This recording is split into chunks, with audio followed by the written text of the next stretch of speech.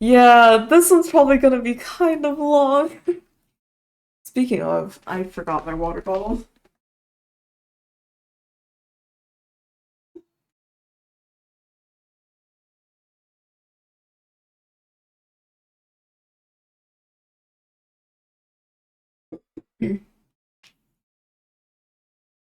Just, I'm so sorry, man. That's the thing. I know like 5, 6 hour streams are not the ideal, but like in my head, I'm like if I don't know, like if I take too long going through a game, I'm gonna end up forgetting some stuff about said game, and it's gonna be less. It's gonna yeah yeah yeah, and she has an agent named Cecile who I'm still not sure what what he's doing there, how he ended up there. He's just there. Okay. Action sequences, quick movement, screen shake. Uh, okay.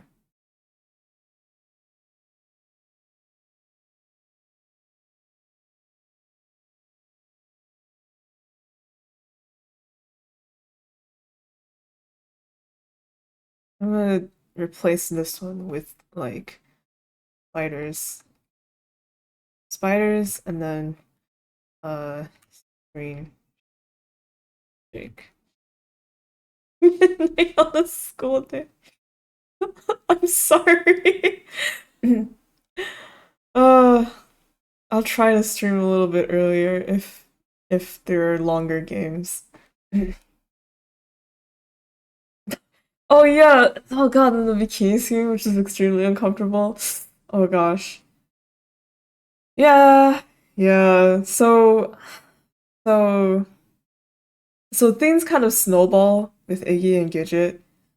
Iggy not telling Gidget about his aversion for sex, and then uh Gidget just kind of pushing Iggy along, you know? And to the point where Gidget proposes to Iggy, and Iggy says yes, which has like I man, that really blew my mind. I had the same expression as Genzo during that moment because it was like because at least I don't know if Genzo is thinking this, but from my perspective, I was like, did you seriously just say yes when you haven't told her about yourself yet? You haven't told her anything yet, and you already said yes? It's like you're just like setting yourself up for a headache. Yeah, and on the dance floor in front of all the NPCs too. Just not a smart idea. Uh yeah. And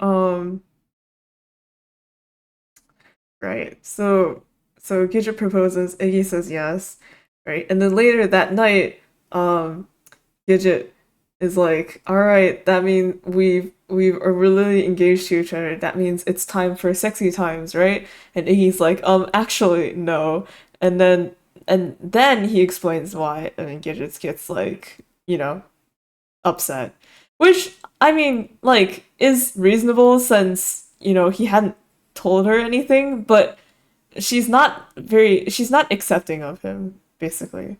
Like Gidget's Gidget's constant use of the word "I'll fix you," "I can fix him," uh, implies that, and yeah, and so it kind of gets put on the back burner for a bit because the next morning we eat Genzo, and then um find out we actually only ate his legs because the rest of Genzo is in a barn somewhere and his eyes are gone, and it is not uh good.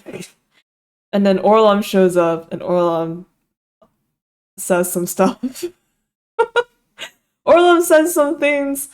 uh about how like Wonderland. Oh, he drops the name of the game, our Wonderland. Holy shit! And then he says some stuff about how we can't all coexist together because we all want different things. And then uh he injures us a little bit with a knife, and then Gidget kills Orlom with a extra large pair of scissors. Is there a reason we eat the friend?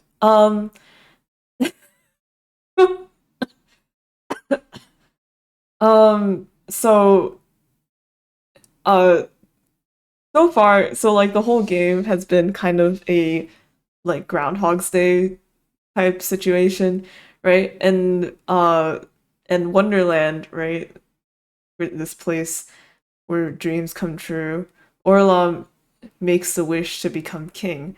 And he explains that the cannibalism that's happening is because there's too many people and too little food, so therefore we should just eat the extra people. Yeah, I don't know. Like I'm I don't think it's like a real life thing. I think it's definitely just a Wonderland thing. It's like something like power, trip, domination, etc. Role reversal kind of thing. Something. Um, yeah. So there is always a little cannibalism every round. Yeah. Um, and so right, so we eat the friend, and then we find out the friend who killed the friend. And then Gidget kills Orlom, who's the friend who is doing the cannibalism, right? And then we mercy kill Genzo, who is the friend that we ate, and then we ran away with Gidget. And then we ended up at Bucks's cabin, who's the girl who started all of this. Anyway, Gidget drugs us, which is really crazy timing, man. But Gidget drugs us. She tries to harass us again, but then Bucks comes in after we make a plea, make a wish to make everything stop. I'm still not 100% sure what the deal with the like the child voice telling us like, what do you want, Iggy? What do you wish for more than anything else in the world, Iggy? I'm not entirely sure like what that is. But uh yeah, Bucks comes in and stops it. So it's like maybe it's related to Bucks somehow. I don't know. And by stops it, I mean she knocks everyone around with a burning kettle, and then we die and we wake up again, and we're back. We're back at the start. We're back at the beginning once again. And oh boy. And look, it's Gidget on the cover this time. And I've forgotten to water. I ran out.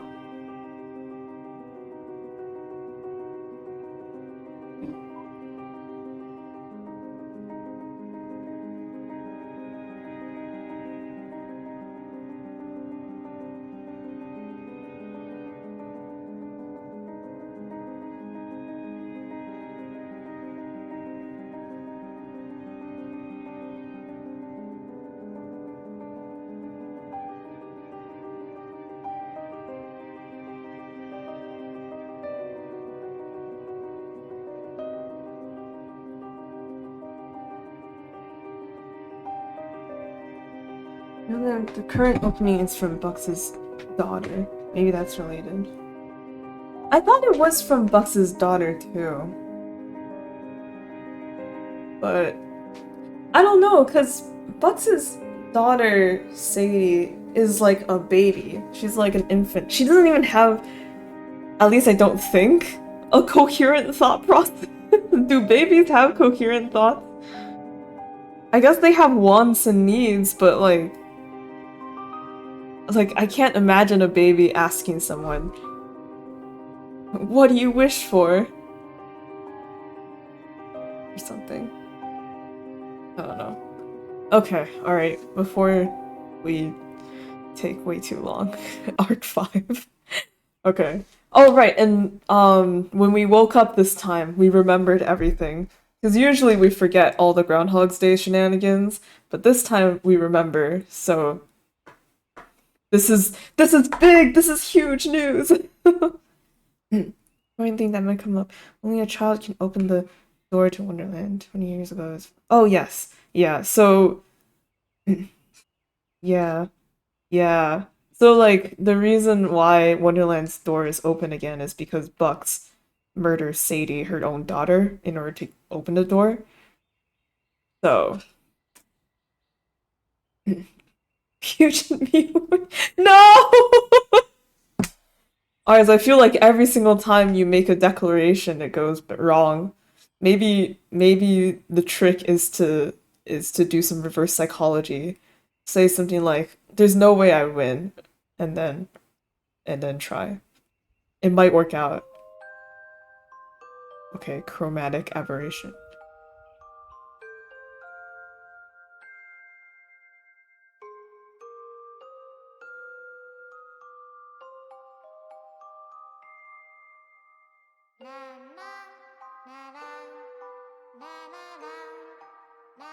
Oh no. The gambling's not going so hot. Once upon a time, there was a tree. A tree that could grant wishes. People would come to the tree and ask for their heart's desires. The wishes nourished the tree, and the tree would grant them. For the tree loved them. The tree loved everyone, and they shaped the tree's world. But people began to take the wishes for granted. They grew jealous and bitter and began asking for more and more things. Is this a giving tree analogy? For horrible things. No longer did their wishes nourish the tree. They hurt and twisted the tree, distorting the world it had created. Heartbroken, the tree cast everyone away, vowing that it would never trust anyone again.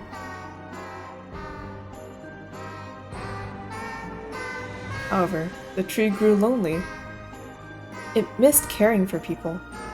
It missed the joy and laughter. It missed the taste of their wishes.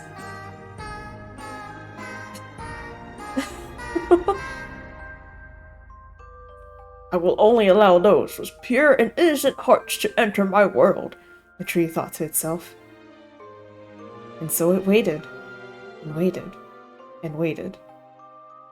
Until one day, it found them. The children's blood! Sorry. The tree was happy again. So happy. Its new children fed it the most delicious wishes. Innocent and pure. They reshaped the tree's world. Helped it grow strong again. Turned it back into a land of joy and hope. And the tree cared for them. Watched them grow. Tried to make them happy. Trusted them. But children grow up. That indeed they do. And one by one,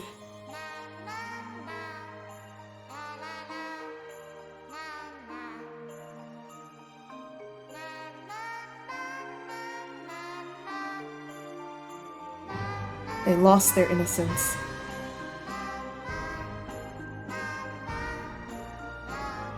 The tree fell into despair, casting them out before they could corrupt its world once more.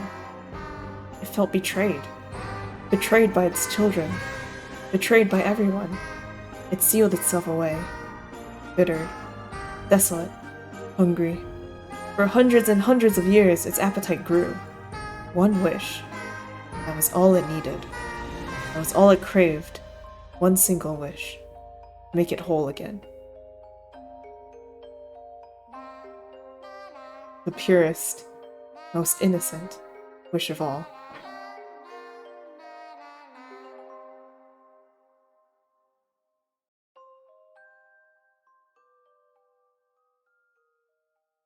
Hmm.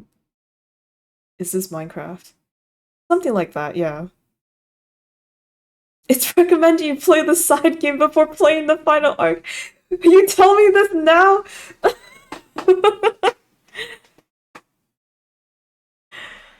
Oh, girl. I don't think that's gonna happen. I'm already so far, man.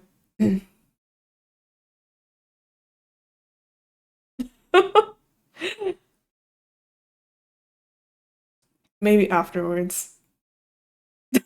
The biggest betrayal of all. Wait, okay, for cereal though? Are we down? For this? Yeah.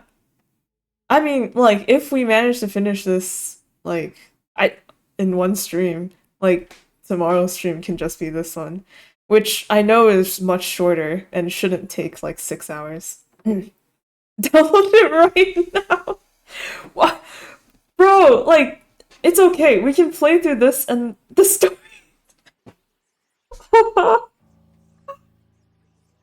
Oh my god.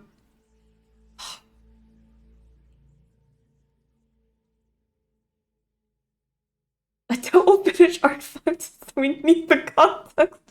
Yo. So long as we're here. Bro.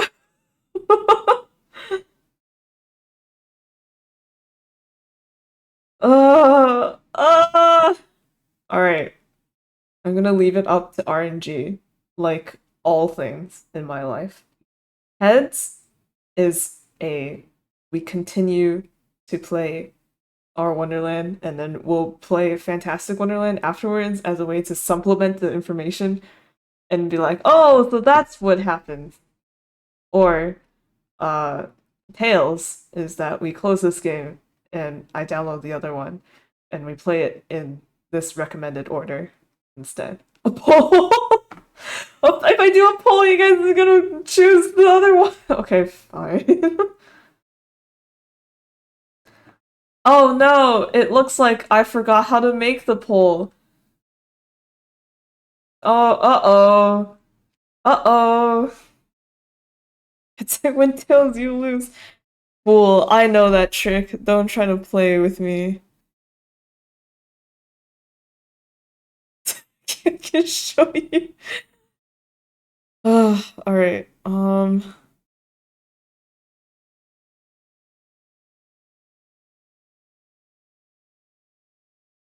Uh, which one? Um, continue.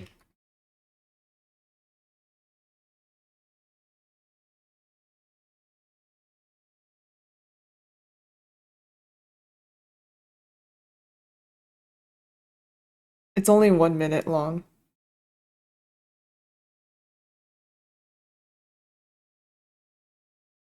Alright. The poll has been made.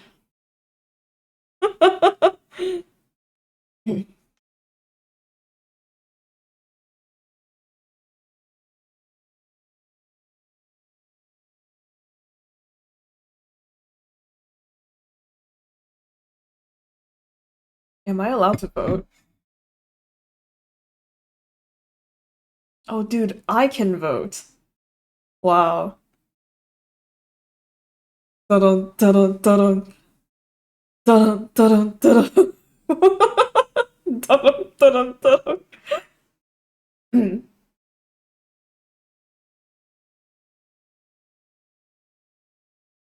Uh-oh, time is running out and it's 50-50. Do.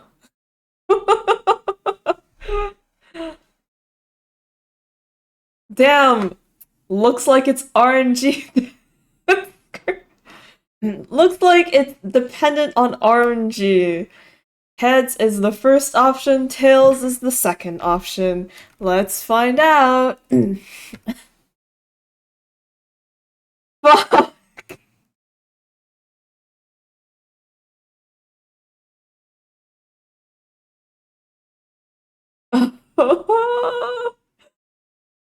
Ah, I named the thing and I named the why did I not know about this before?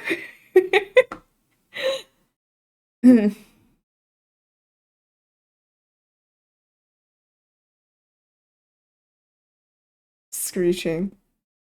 Carrot, why? Carrot, why?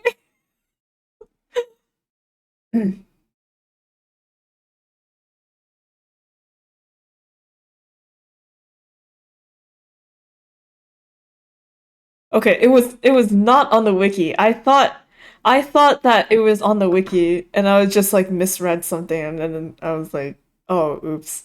Oh well. But it was not on the wiki. So, what's up with that?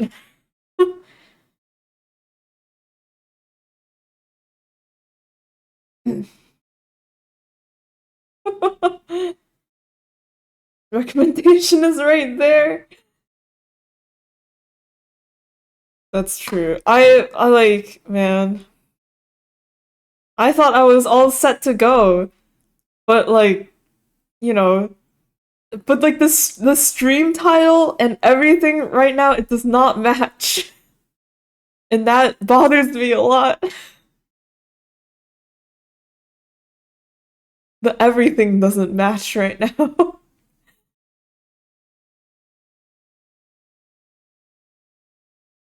Okay, well, if we're doing a side quest, what should the stream title be then?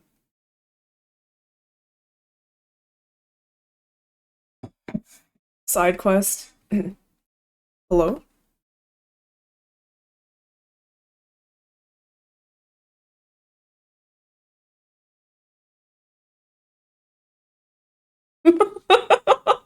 Genius marketing. Oh. Uh.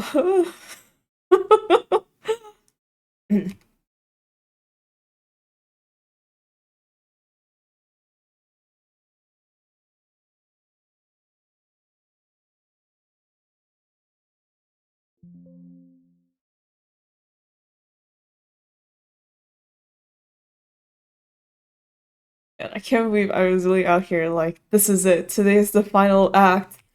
And then now it's like, just kidding.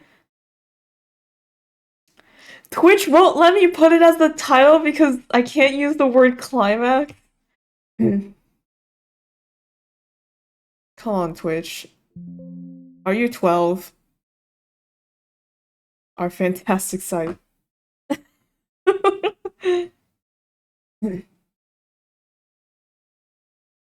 This is so sad. I should have like gotten to this part like fucking before I ended the stream yesterday.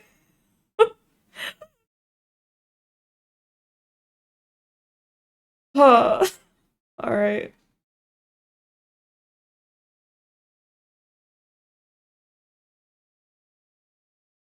Let me open this one. And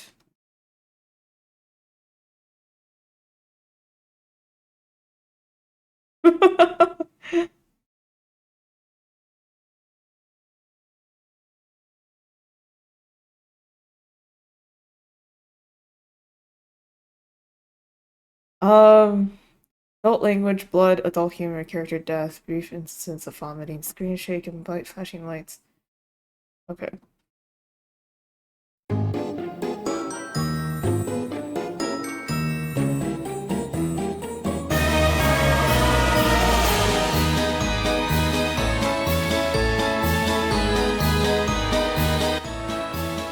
Help. Hold on. There we go.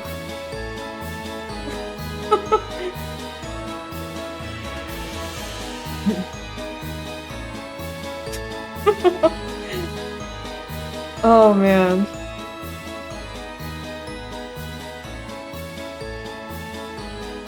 It's on the screen.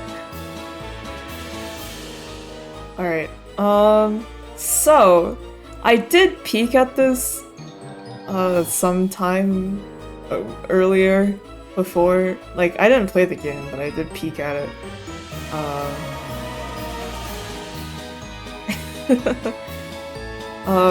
So it's a D&D style.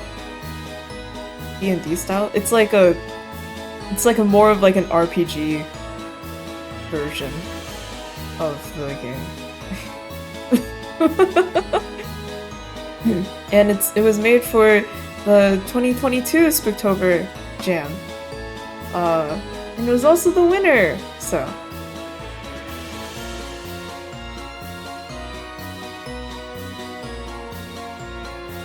Okay, let me just update the content ranks a little bit.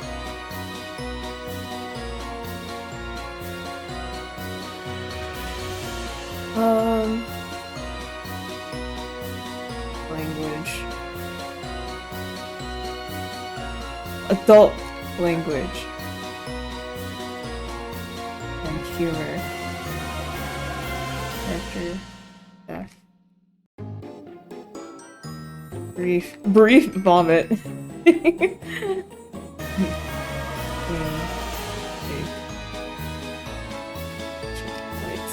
Oh shit. Screen. Okay. Gosh. Okay. Alright, cool. Is this a multiple ending game?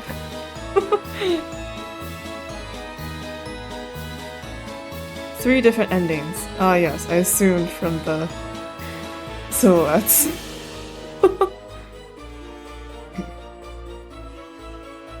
It is much shorter though. But I have scissors in my hair because I gotta redeem to put scissors in my hair. That's why. And also, it would make more sense given the context of the other game, but we're not playing the other game right now, we're on a side quest!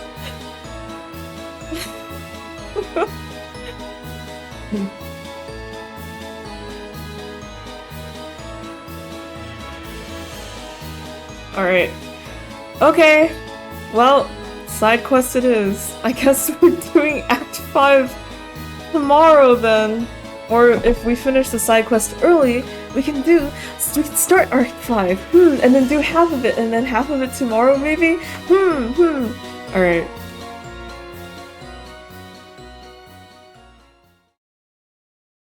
Excuse me.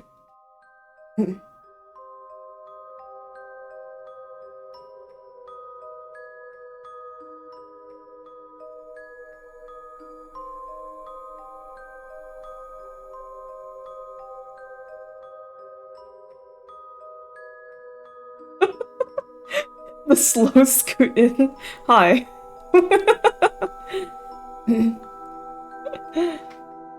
A young man in robes of white traverses the darkness of the woods. His snow-stained hair stands prominent against a black backdrop, like a star twinkling softly against the expanse of the night sky. And around him, the shadows threaten like inky chasms. All manner of creature could be out there, just watching, waiting. Hey, that's me! So are they actually playing D&D then? Very good, Eggs. I'm glad you could recognize yourself in a mirror. Oh shit, Hunter's here. Fuck, You know, it doesn't help the vibe when you interrupt the narration. Don't worry, babe. Just narrate these clowns straight into a big old torture hole. See if they can keep up the smart-ass commentary with 7-foot spikes shoved up their asses. Hunter exists. You may be wondering who I am and how I got in this predicament. You're probably wondering how I got in this situation. If I knew this was going to be an NC-17 affair, I'd have come more prepared. That's sick and disgusting. Why the hell did you why the hell did you all put me next to this fucker? Wait, Hunter can just kill us like that? I'm not killing anyone. Can we please just focus here? I was trying to keep this thing under 10k. Now then. The cool chill of the wooded shade sends shivers up this man's spine. He knows not where he is, nor how he arrived here. I have no idea where I am, or how I got here. Pause. Damn, Iggs. You should drop the computer hacking stuff and take up acting instead. Mr. Charlton Heston over here. I don't know who that is. I'm still not sure why he's playing the lead. The last thing this world needs is another spineless vanilla protagonist. I could have provided some life to this production. Yeah, because you have stolen it from everyone watching. The young cleric, Ignatius, carries on through the trees before arriving at a clearing. Yeah, it seems like Hunter is also the DM. It seems. At the center of the clearing, a halfling knight lies prostrate on the ground, unmoving. He appears to be gravely injured, his breath ragged on his lips. Heal him, leave him be. Bye. Ignatius decides to leave the knight be. What the fuck? You're really just gonna leave me here bleeding out all over the grass? I don't know, you seem suspicious. Maybe it's a trap. It is important to be wary of traps. I'm wounded, Iggs. Just rip out my heart and stomp it into the dirt while you're at it. Why don't you? You do kind of need him to be alive for this next part. Fine, fine. I heal the knight. Free will is an illusion. On second thought, Ignatius decides to heal him. It was a completely different vibe. That's why it's a side quest. The knight rises to his feet. He looks cantankerous. Not this word again. You'd be cantankerous too if your best friend wanted to leave you for dead. The two men stand there. Hello. Hi. Are you alright now? I'm standing, ain't I? Did someone attack you? To be honest, I can't remember. Everything's kind of a blur. All I remember is this weird hissing noise. Hissing noise? Yeah, like, hiss. Oh. Yeah, exactly like that. Damn, your vocal range. That wasn't me. As if on- Oh no, not the tomato guys! As if on cue, they emerge from the inky blackness between the trees. One after another, tiny shadows giving way to heads of deepest crimson. While beneath their bulbous crowns, wrinkled, twig-like arms wriggle and squirm like snakes. Snakes. Snakes. We've got company! Because I couldn't tell from the aura of murder choking this place like a corn dog down my throat. One of the tomato creatures leaps at the knight, who deftly deflects the attack with his sword. Oh, damn it. We're gonna need to do this the hard way, I guess. Get behind me. I can take care of myself. I'm not here to argue. Considering Ignatius has no kind of weapon, he has no qualms about leaping behind the knight's back as the creatures draw near. But aren't these what attacked you earlier? One of the fiends comes charging towards them, razor-sharp fangs bared.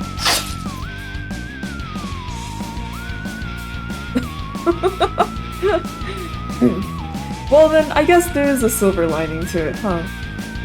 The knight separates its arms and legs from its body in two quick flashes of the blade. Yeah, what about it? Last I checked, you almost died. Hey, a slight miscalculation is all. What? Now, two of them are closing in. They race forward, zipping to the left, to the right, then flying at them from opposite sides.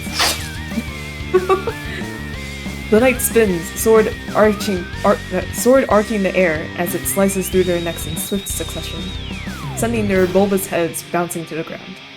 At that moment, Ignatius notices one bearing down on them from behind. Crap!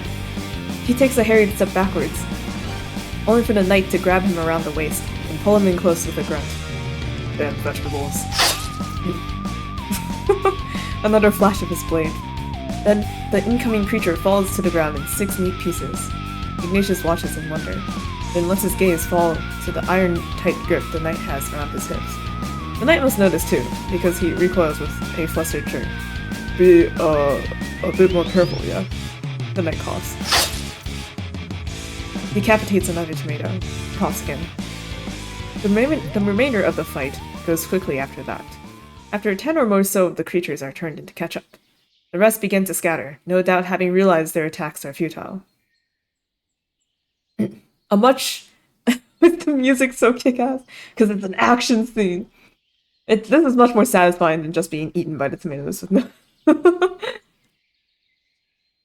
With a series of hisses, they retreat back into the trees, lost once more within the shadow. You're remarkably skilled. What can I say? I know my way around a sword.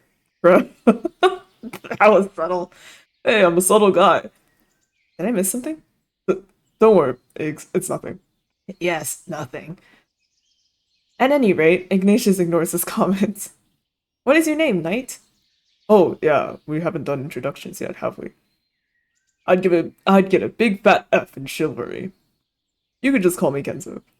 Very well, Genzo. I'm called Ignatius. Got it, Iggs. No, Ignatius. Oh, it's the difference here. Fine, whatever. At this rate, I'm on a very important quest for the king. Wait, I am? You are. Why else will you be walking around in a dangerous forest filled with murder tomatoes? Says he wants a sandwich. Well, what is it then? What's the quest? It's, Even he doesn't know. What a farce. Maybe he needs to take the One Ring to Mordor? Is that Lord of the Rings or something? Whoa, whoa, whoa. Let's not bring the copyright hounds down on us yet. The Jewel of Happiness. The Jewel of... Happiness? Yes, you must return the Jewel of Happiness to the Sacred Altar to, restore its light and bring happiness back to the world. On second thought, let's stick to Mordor. I knew you'd come up with something amazing, babe. I don't know what voice she has. I knew you, Fuck it, ignore that. You might as well call it the jewel of this story is for the brainless. It's the Jewel of Happiness, and that's that. See? He's already pulled it out of his robe. I am? He's making it up on the fly. Ignatius has already pulled the Jewel of Happiness out of his robe. It just looks like an egg. He holds the amber orb between the two of them. Its dull, lifeless surface seems to exude hopelessness. I'm supposed to return the Jewel of Happiness to the sacred altar and restore its light, so I can bring happiness back to the world. Jewel of Happiness. Sounds fake, but okay. Well, I didn't need you anyway.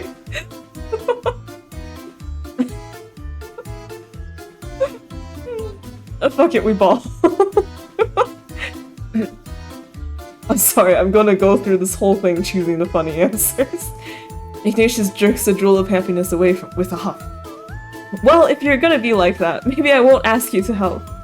I didn't need you anyway. Iggy, you do need him. Iggy gives Genzo another once-over. Genzo picks his nose apathetically. Fine, whatever. Do you want to help or not? Sure, sounds great. Not like I have anything better to do. Never mind. Free will is an illusion. And so the two companions set off back into the shadow of the trees. But what kind of peril lurks in the dark? Only time will tell. Stay tuned for the next episode of Dragon Ball Z.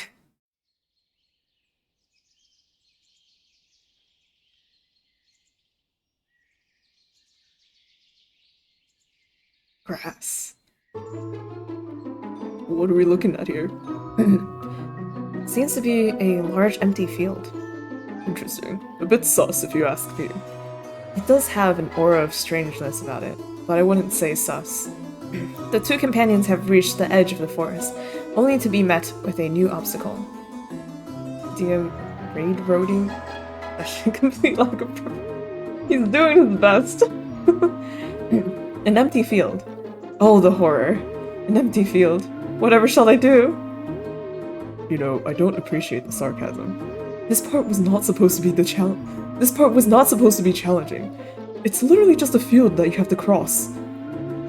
I don't know. I think it's good to be cautious. Yeah, maybe we'll trip and fall on an especially pointy rock and bash our brains out. Okay, fine. You want a suspicious empty field? I'll give you a suspicious empty field. Oh shit! There, how do you like that? Does the field look scary beyond all reason now? Yep. With the terrifying red sky. Yeah. I think I just wet myself. TMI. The two companions faced the extremely dark and horrifying field. Its aura chills their bones to the core. Maybe we can go around. They cannot go around. The field is wide and massive. Hello, Redness, my old friend. The tomato soup again! Attempting to circumvent it would add days to their journey. Days they don't have if they have any hopes of restoring happiness to the world. Wait, did you just hear something? Hear something? No. Genzo goes tense, keening his ears toward the forest behind him. Is someone there? It happens in a flash. One moment, Genzo is standing on his own 2 feet. Oh! The next he isn't. He goes tumbling, rolling, huffs and grunts as his back cracks against the hard earth. Then comes to a stop, a shadowy figure perched on top of him with a dagger pressed to his throat. I bet $5 that Orlov is a rogue. Oh no, he's an assassin! Never mind, I just lost $5. If it isn't my least favorite pint-sized sword swinger. Oh.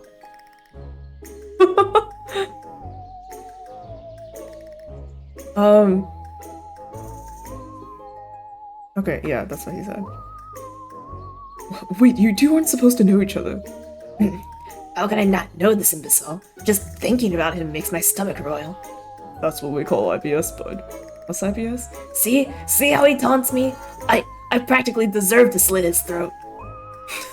There was not gonna be any throat slitting. Or cannibalism, for that matter. Fine, a little throat slitting is okay. Irritable. Oh, right. Right. Thank you.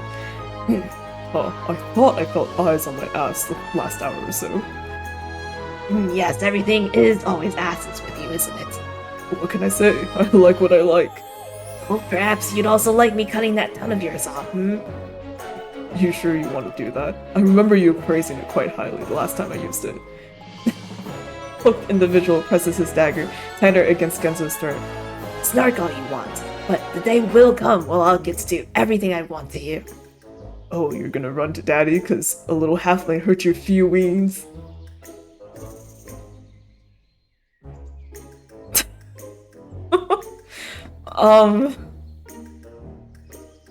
What? Dang, this guy seems to really hate you. Just what did you do to him? Me? Do to him? If you knew half the things this guy's done, you'd be running for the hills, Iggs. I don't know, he seems pretty nice to me. And gosh, I sure would like to know. If only I could play, like, the final act of a certain game and find out, that would be crazy. Anyway, the man glances up. Smirks. Your new pet has good taste. He pushes himself to his feet and wipes the dust off his cloak. And not bad on the eyes either. How the devil did you get yourself mixed up with this irreverent ox then?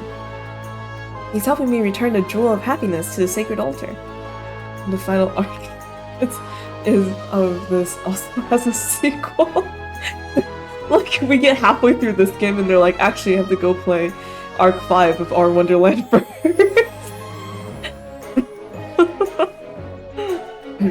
I'm joking, I know that's not gonna happen. Haha. And we need to be on our way, too. Let's get moving. No time for lollygagging. Same brain cell. Speaking of gagging, you should teach your boy how to hold his... What? You should teach your boy how to hold his tongue. There's many a fiend out there with their eyes on that jewel. Really? This thing? I, however, would be happy to fend them off and aid in your noble quest. And I'd be happy to string you up by that rat on your head and leave you for the crows. Not the cows, sorry. So testy today, aren't we, dear? You want to keep him all for yourself, do you? More like, I know you. You wouldn't help someone willingly if you had a knife to your balls.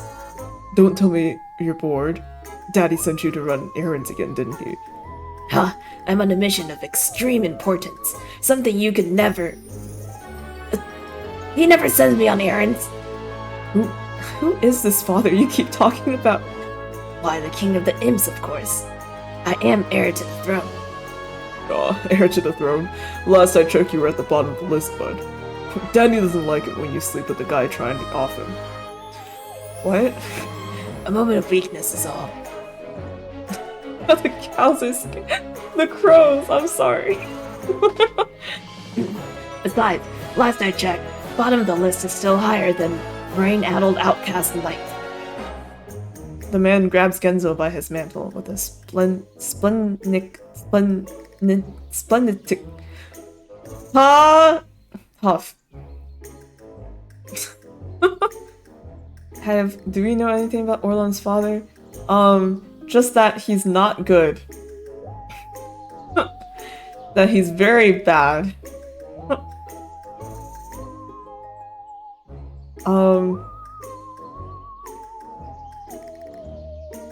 Both of you, just calm down, okay? This isn't getting us anywhere. The man releases him, but none too affably. His hands go to his hips as Genzo rubs begrudgingly at his throat. Thank you. Ignatius looks from the man to Genzo and back again. I just realized I don't know your name. I just call him Buttface. Orlan. Orlan is fine. I won't require you to address me as royalty. Yet. Yeah, he saves that for when he's got a leash around your throat. Orlan crunches the heel of his boot into the top of Genzo's foot. Genzo yelps. Alright, Orlan. You said you wanted to help? I would gladly accept your aid. Orlan Buttface. Yes. That's his last name. This brings a proud grin to Orlan's face. And rightfully so. We don't need his help. We're doing just fine on our own. Well, and how do you propose you are going to cross that field, I don't know. By walking? The way most people cross large tracts of land? And get swallowed up by the collector? No, I can see now that you'll never make it across in one piece. You'll need the gift of stealth if you have any hopes of applying this plot. And I suppose that's where you come in, huh? Precisely. Wow, collector mentioned. Wow, that was in our Wonderland too. Oh my god. The guy that we did not see on the boat because we had to close our eyes. 5 minutes later, sees the trio slinking across the darkened field. Do we, see him this time? Does he have a face?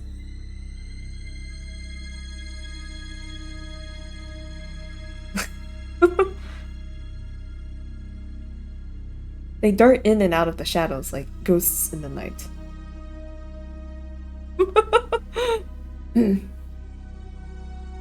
Then stop for a moment neath the refuge of a large boulder, quiet, listening. Are you sure there's even anything here? The place is as dead as my dick when I think about you. It does seem awfully quiet. Orlam just laughs, impish grin playing on his lips. Oh, don't worry, it's here. The collector feeds on your fear. So do try to keep those thoughts of yours from succumbing to dread. And whatever you do, don't look directly at it. Seems simple enough to me.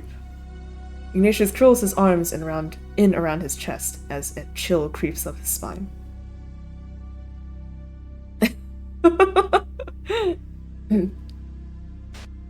Him and avoiding Dread have never mixed well. Dread being his constant companion, more like. Something brushes against his shoulder. With a start, he turns around, but there's nothing. Nothing at all except the empty, expansive field. A trick of the wind, no doubt. But he can't help the anxiety tickling the back of his neck. Oh, so don't scream. Okay. Ah! Sorry.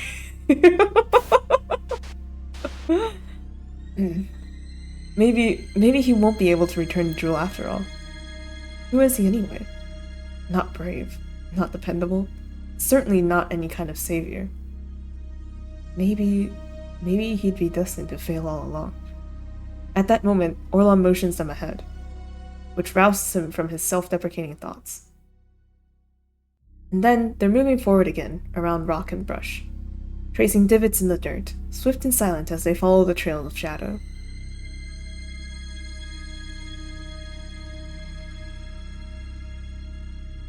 I forgot your mic. It does. I physically cannot break your ears. Orlan leads them neath the blackness of a large decaying tree. And they crouch beneath it with ragged breaths, their chests heaving. Genzo leans in toward Orlan with a hiss. You're not just leading us around in circles, are you? Force myself to stay in your close proximity even longer? You flatter yourself. Ignatius's discomfort continues to grow. He brings his knees to his chest, gazing out across the shadow-strewn field. Now the feeling is all over his head and shoulders, like something slithering across his scalp, tracing the length of his collarbone. Oh shit, a gamble. His breath is coming out faster and faster.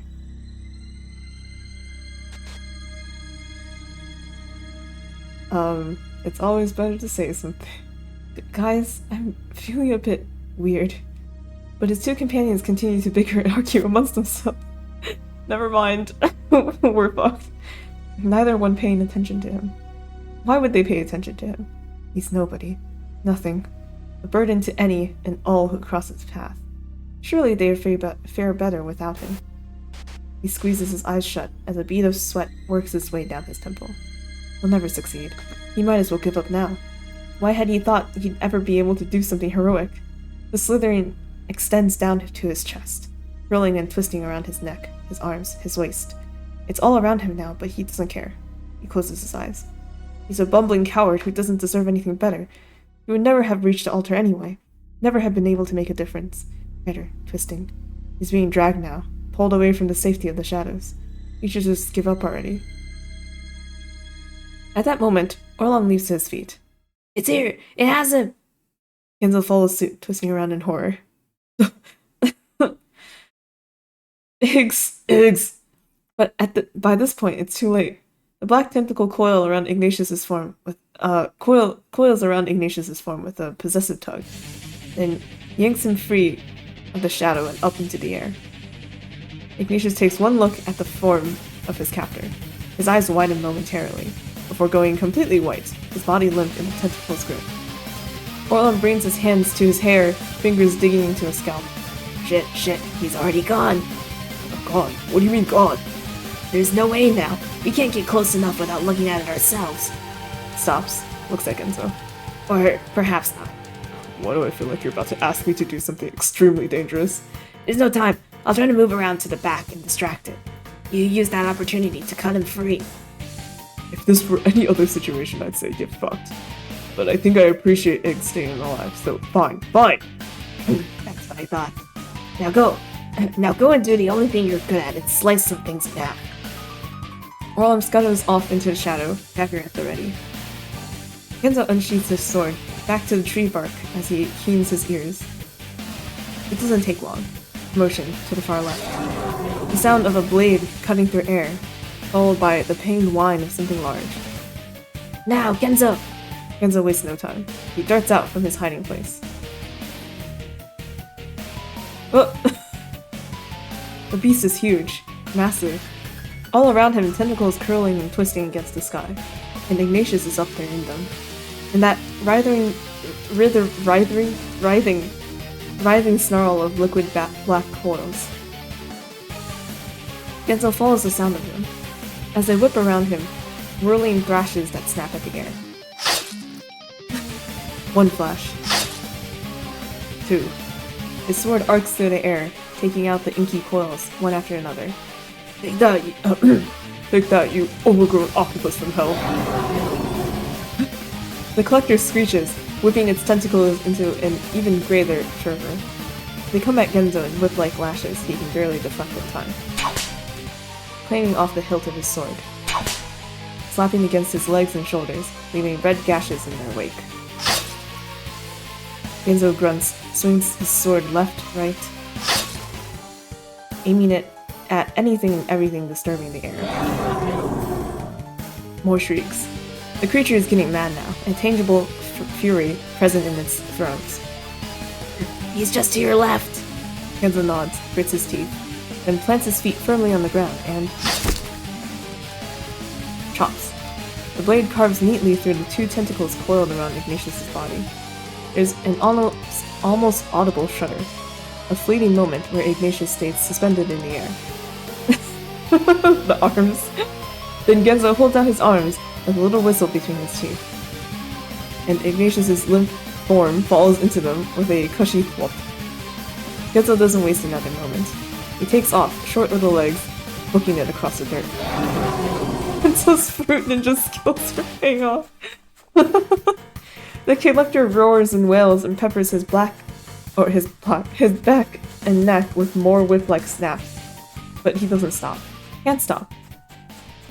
Only when the shrieking finally fades, the air begins to calm, and the ground hardens to packed earth beneath him. To packed earth beneath him do his harried footsteps.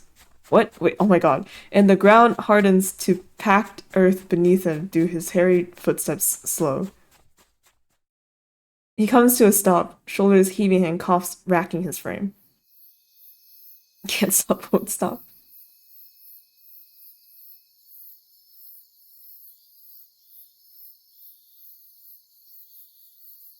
He stands there, catching his breath, kinging his ears, listening for any sound, any sign of that thing still coming at him.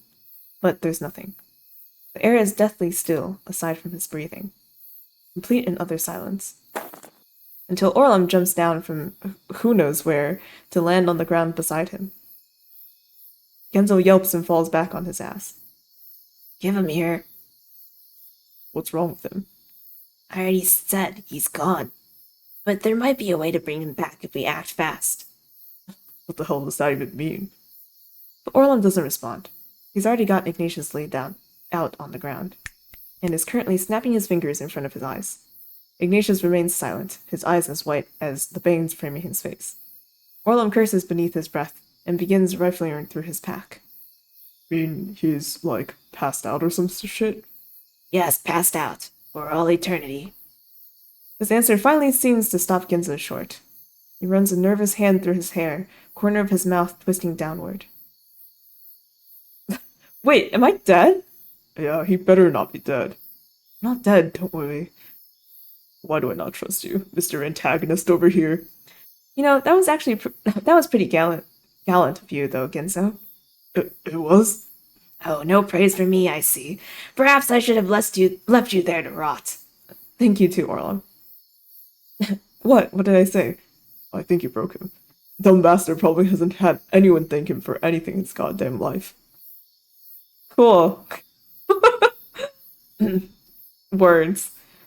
Orlam finishes searching through his pack, pulling out a small vial of gray liquid. He shakes it next to his ear. The hell is that? My wakey-wake potion. Wakey-wake potion? Sometimes I need my targets awake, you know. It's quite strong. I'm gonna do myself a favor and not ask. Anyway, it may be just what we need to jumpstart him back to reality. Should have known you'd have something weird to put in his mouth. Okay. Orlam kneels down beside Ignatius's head, broadening his mouth open with his fingers. He yanks the cork out of the vial with his teeth, then pours the entirety of its contents down the other man's throat. 1 second, 2. Both of them just wash Ignatius's limp form on the ground. If you're, like, unconscious, wouldn't that make you choke? Question. Then, in a whooping fit of coughs, Ignatius begins to convulse. Hacking away, he curls inward, tears flooding his eyes as his hand comes to his mouth. It lasts for a good minute more, the sound of it both excruciating yet hopeful. And when finally the convulsions die down, Ignatius's eyes have cleared. He looks first to Orlam, then to Genzo. Welcome back. Do we really need to hug Orlam? Ignatius brings his hands to his face with a groan and rolls over. Why do I feel sick? Why is everything so bright? That's what happens when you take medication 5 times stronger than your body can handle. He's gonna be alright though, isn't he? He'll be fine. He just needs to rest. Almost as if on cue, Ignatius vomits a few inches from Genzo's feet. Everything is pain. Genzo grimaces and takes a step backwards. Orlam claps his hands against his thighs and rises to his feet. At any rate, we should make sure we're safe here first. I'll go secure the perimeter. Watch him, would you? Try not to let him choke on his own vomit or anything. Oh, thanks. With one last look, Orlam leaps off into the night, as quiet as a mouse. Cough activated. I'm sorry, did I cough into the mic? Was it too loud on the headphones? Genzo plops a seat next to Ignatius. After a few moments of scratching his head and listening to Ignatius's beleaguered breath, he pulls his pack off his back and positions it beneath the other man's head. Try to get some rest, eh? We've still got a long road ahead. Silence falls between them, especially loud against the surrounding quiet. Then, finally, glad you're still with us, though, yeah? Ignatius smiles and lets his eyes flutter closed. And then they sink into the ground. I'm kidding. Never to be seen again. The trio spends the night between the stars, beneath the stars, taking turns resting and keeping watch as Ignatius sleeps. Orlon builds a fire. Angelo shares the salt tack and jars of homemade preserves he brought with him. And by morning, Ignatius has mostly recovered. If one ignores the occasional relapse of vomiting.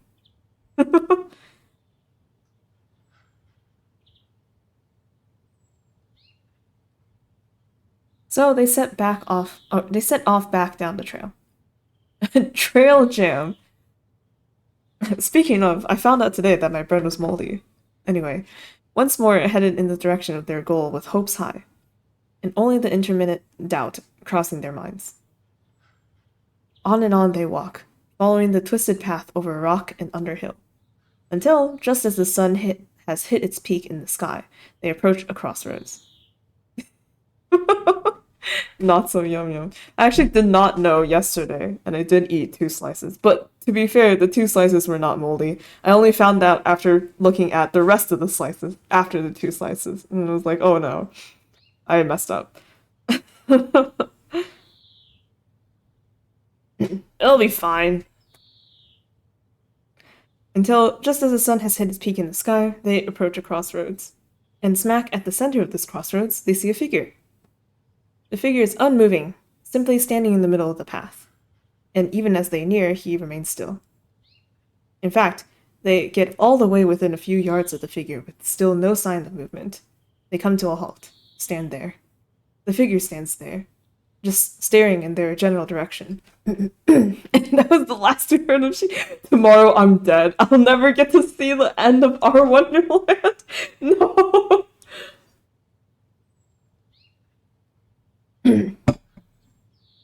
But making no sign that he's noticed them, Ignatius looks to his companions, who simply shoo him forward. He takes a step with a wince. Hello? No response.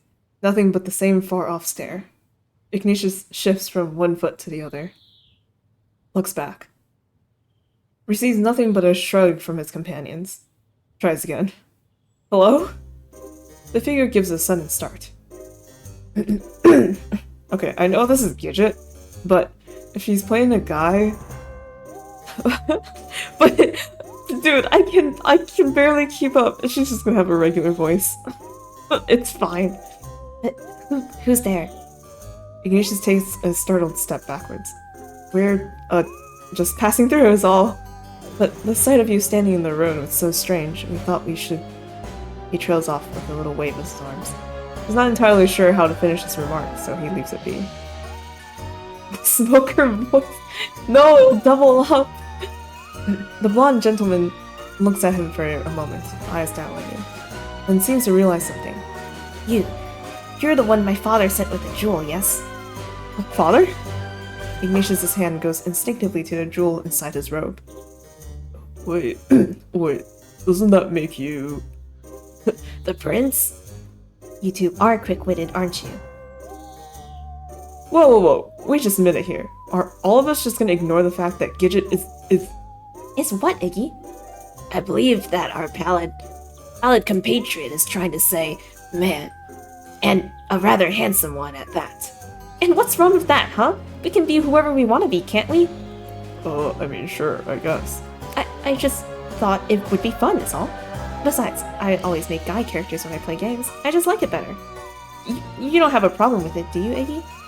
Me? No, of course I don't. You look very dapper.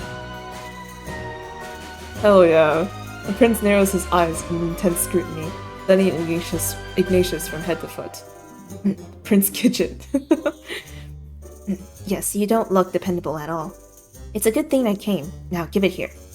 Give what here? The jewel, of course. Someone like you would never be able to reach the sacred altar. But I will ensure my father's will is done. The prince reaches forward. Ignatius takes another harried step backwards, clutching at his robe. This is my quest. Your father gave it to me, and I'm going to complete it. Yes, well, my father didn't know what a hapless fool you were. Give me the jewel. Okay. Ignatius pauses for a moment, his brows burrowing in distress, then finally begins to reach into his robe. I guess you are the prince, and you know better than me. A wise observation. Glad to see you aren't a complete buffoon. At that moment, however, Genzo steps forward. Whoa. Wait just a minute here. Iggs, you're not giving up just like that, are you? Indeed. Indeed. That didn't take an incredible amount of convincing. This is your duty, yeah? Something the king thought fit to trust to you. Ignatius's gaze falls, his fingers still clutched around the jewel in his robe. Orlon steps toward the prince, dagger raised. I'm afraid Ignatius is unavailable for a discussion right now. You'll need to go through us. Oh, my sword would gladly go through you. Guys, let's just calm down, okay? Let's perhaps not resort straight to violence. Ignatius looks the prince up and down. Maybe, Prince... Gent? Get. Right, Prince Gent can simply join us? Then he'd still be able to ensure I complete my quest successfully. At this, the weapons finally fall. The four of them looking between each other with furtive glances of uncertainty. Prince Gent! Join forces? What on earth makes you think I would do such a thing? I don't know. Maybe because it's 3 against 1, bud. And I doubt sweet Kingy. What? And I doubt Swing Kingy. And I doubt Swing Kingy would appreciate his son's head delivered to him via express carrier. Okay, maybe we stop threatening the prince, considering I don't want to be arrested for treason. Treason would be the least scandalous thing I've done time for. Be right back. Purging my brain of what you just said. Thanks. Stop talking about me like I'm not here.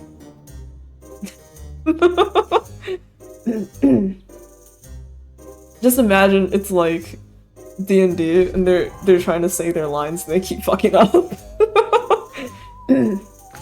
Convince him with a confident handshake. Convince him with an endearing smile. I feel like the bottom is gonna be easier to do.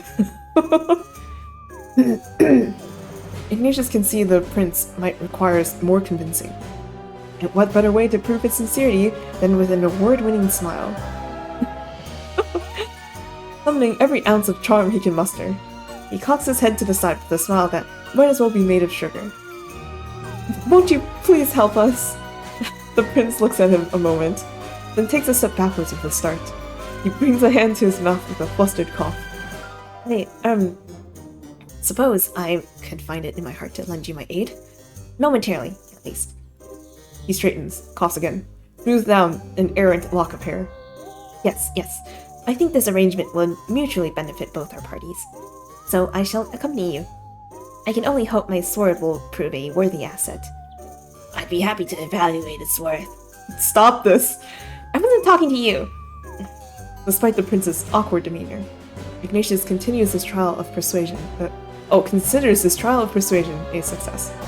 And though the anxiety may still plague his body, he feels something new has joined it. Confidence. Confidence in his newfound companions. Perhaps he'll be able to complete his quest after all. And so, the newly formed quartet starts anew, and back on track and headed in the direction of the sacred altar. Will their combined forces prove enough to deliver it safely and restore its light? The answer lies shrouded in mystery. To be continued.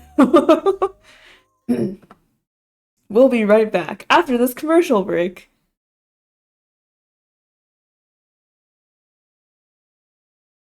The companions walk and walk. Rocks. Water. Grass. Walk and walk. tree, light, clearing. For the sacred altar is very far. Wood, leaves, days pass. Water, rain, weeks pass. Months pass. Okay, this is starting to feel a bit ridiculous. It can't possibly be that far. And why was one of those scenes in the middle of the fucking ocean? It's just a commercial for Wonderland. This is starting to seem a bit excessive. And glaringly convenient, too. You don't even have to come up with narration for all these many moons of travel.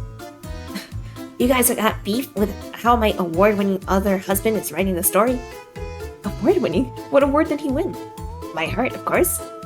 Everyone's gotta be a critic. Here I thought I was doing all of you a favor by skipping over the boring parts. Well, maybe they wouldn't be boring if you actually made them interesting. For once, I agree with Freckle Nuts over here. You try writing a complete story in less than a month. I think you're doing great, babe.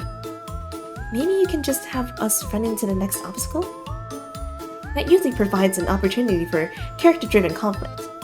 Fine. You run into the next obstacle. It's a giant eye. I don't know. I don't even fucking care. Someone's been to Wonderland. Okay.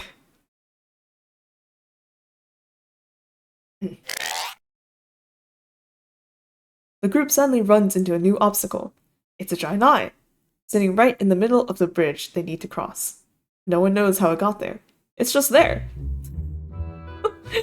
The four of them stare up at the eye in wonderment. What are we looking? What are we looking at, folks? I can practically hear the collective dick shriveling taking place in your pants right now. It's a giant eyeball. Concerning. Can we avoid it? How does an eye sit?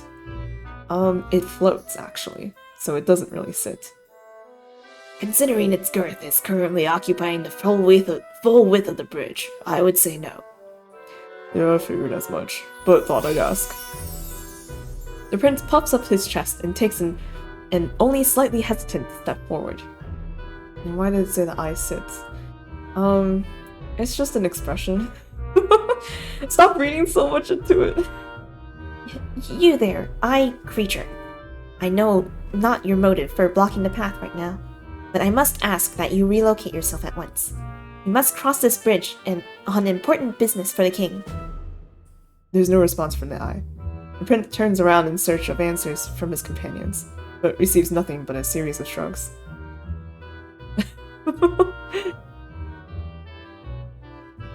Oh no!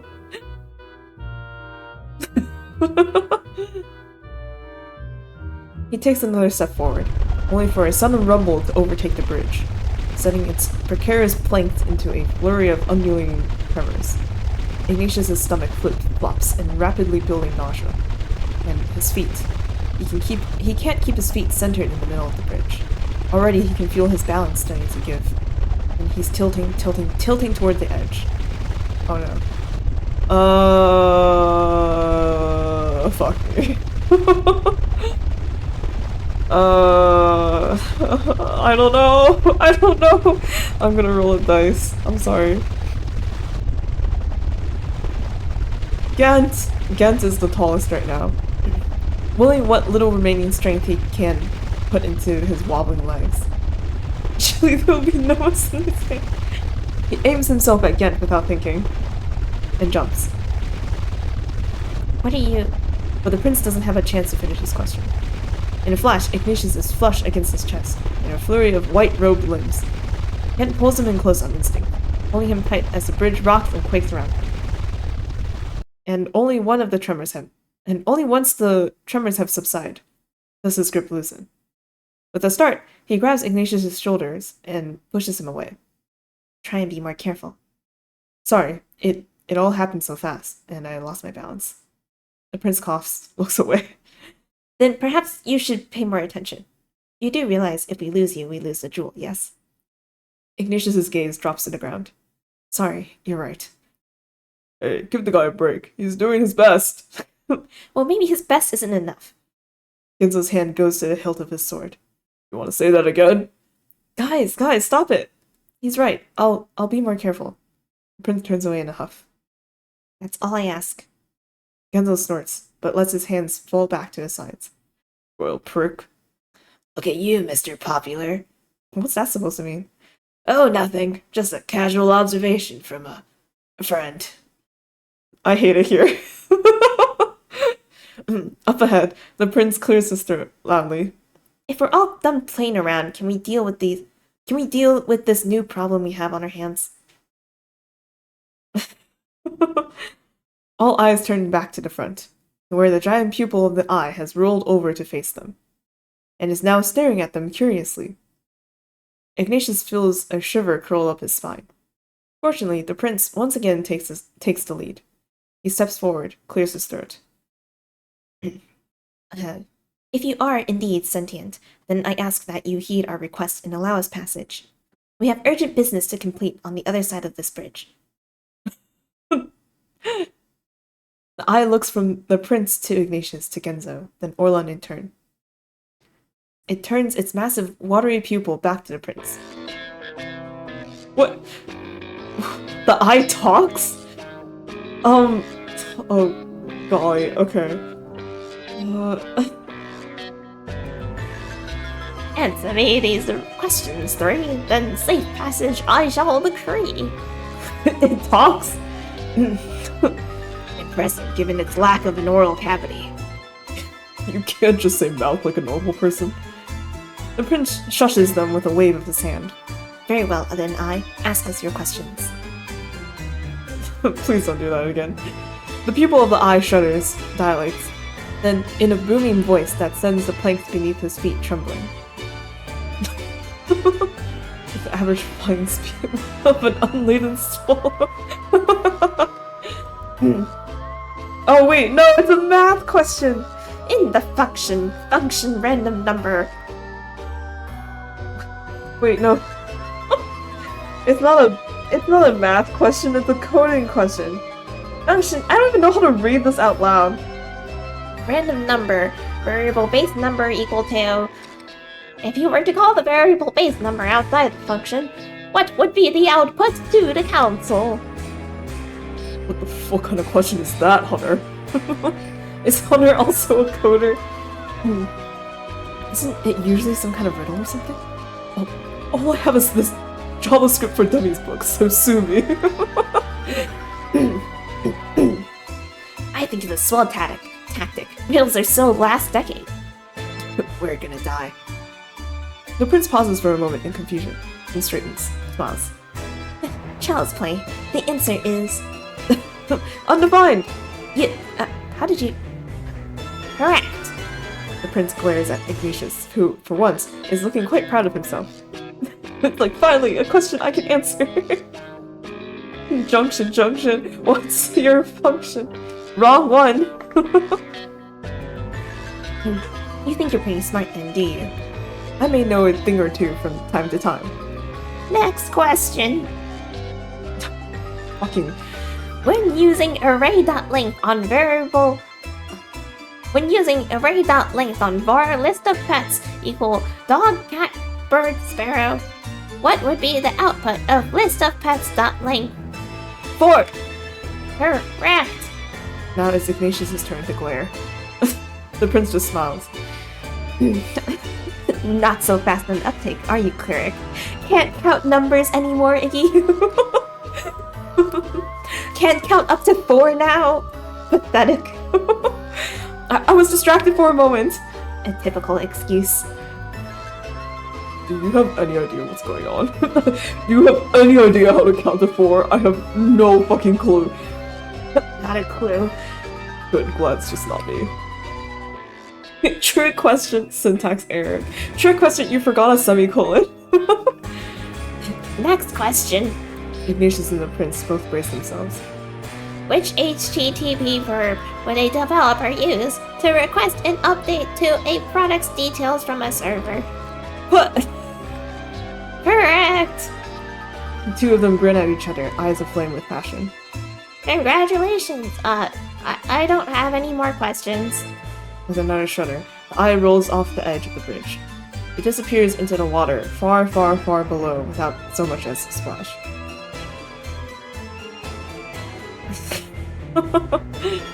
That was quite possibly the weirdest fucking thing I've ever experienced.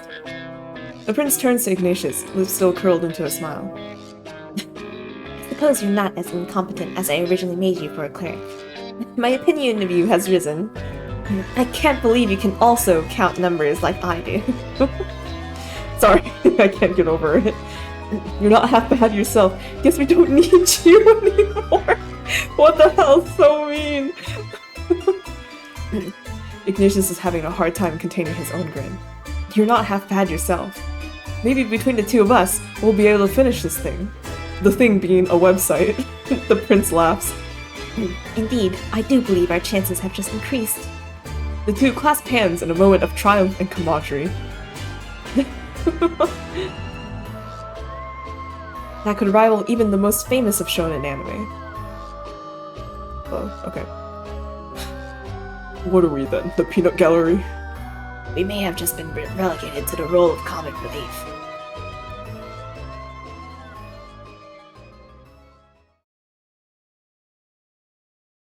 Oh, whoa. Rocks. And so the four companions continue their journey. Through rain and shine. Through water and muck. And on the horizon, the spires of the sacred altar grow ever nearer. Wonder how much farther we got till we reached this holy Alta Vista, or whatever it's called. 1.5 miles. Damn, what the fuck? You have a built-in GPS or something? There's a sign.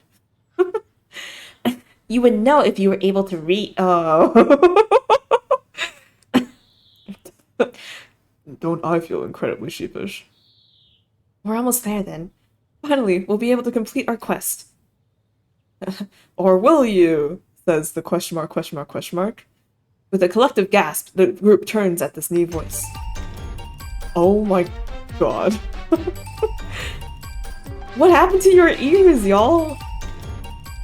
Oh, wait, I forgot to read the thing. Only to find themselves surrounded on all sides by towering 7-foot-tall rabbit soldiers. They draw their weapons. Now this is a surprise. Looks like Easter's come early this year. You will allow us to pass if you know what's good for you, rabbits. The king has been watching you very closely on this so-called quest of yours. My father? Your father? The king? Don't make me laugh. I mean the real king. What are you even talking about? What does it matter? You'll be dead soon anyway. Nab 'em, boys.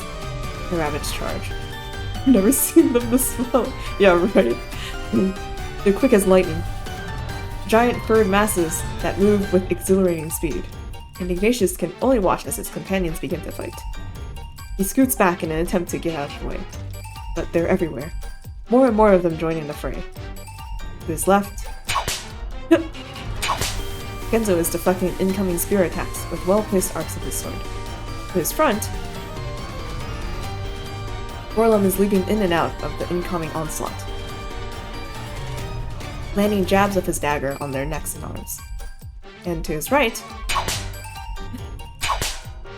Gent is parrying two sets of spears while peppering their owners with jousts of his saber.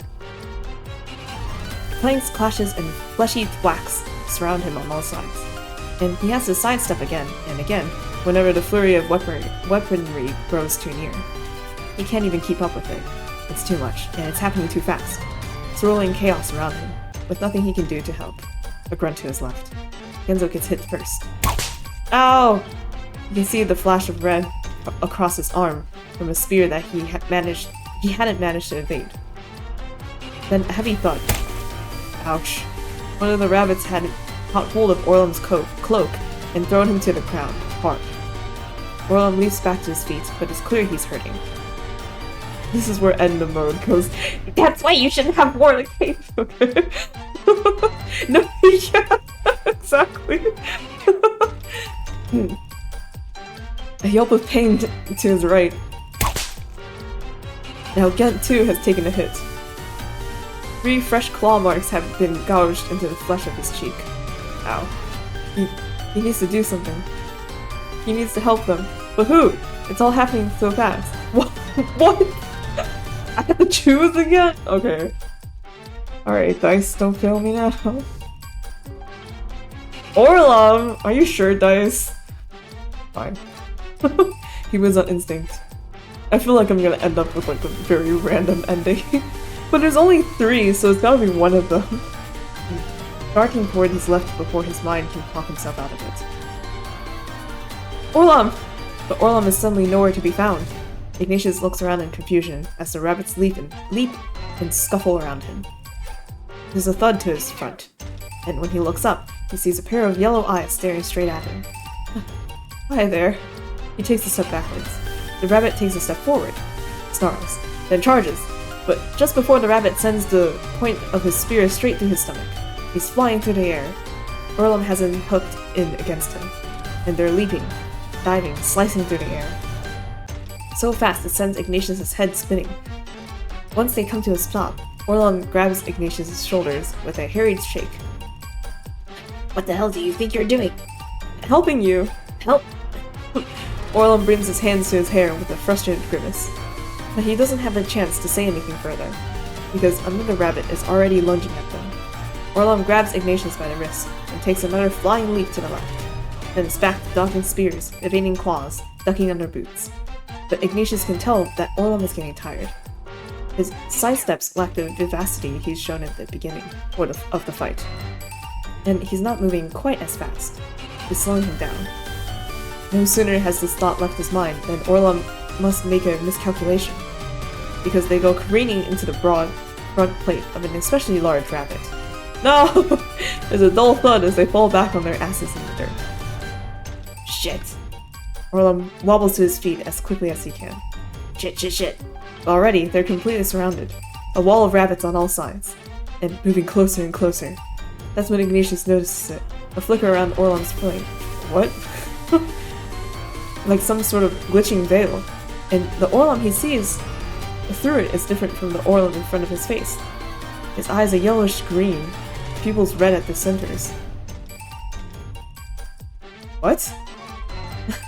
What the? Could it be some kind of Huh? Why don't we all just hold our fucking horses here, eh? Question mark says. The sudden voice booming across the entire clearing stops all of them in their tracks. A shadow from above. Oh! It leaps to the ground, causing the earth itself to quake upon impact. Then, the 6'2" woman rises to her full height. Giant axe perched on her shoulder. Someone call for a Buxley sandwich? Ha! The cavalry finally arrives! Time to turn the turntables. Turn the... Oh, whatever, it's skull cracking time!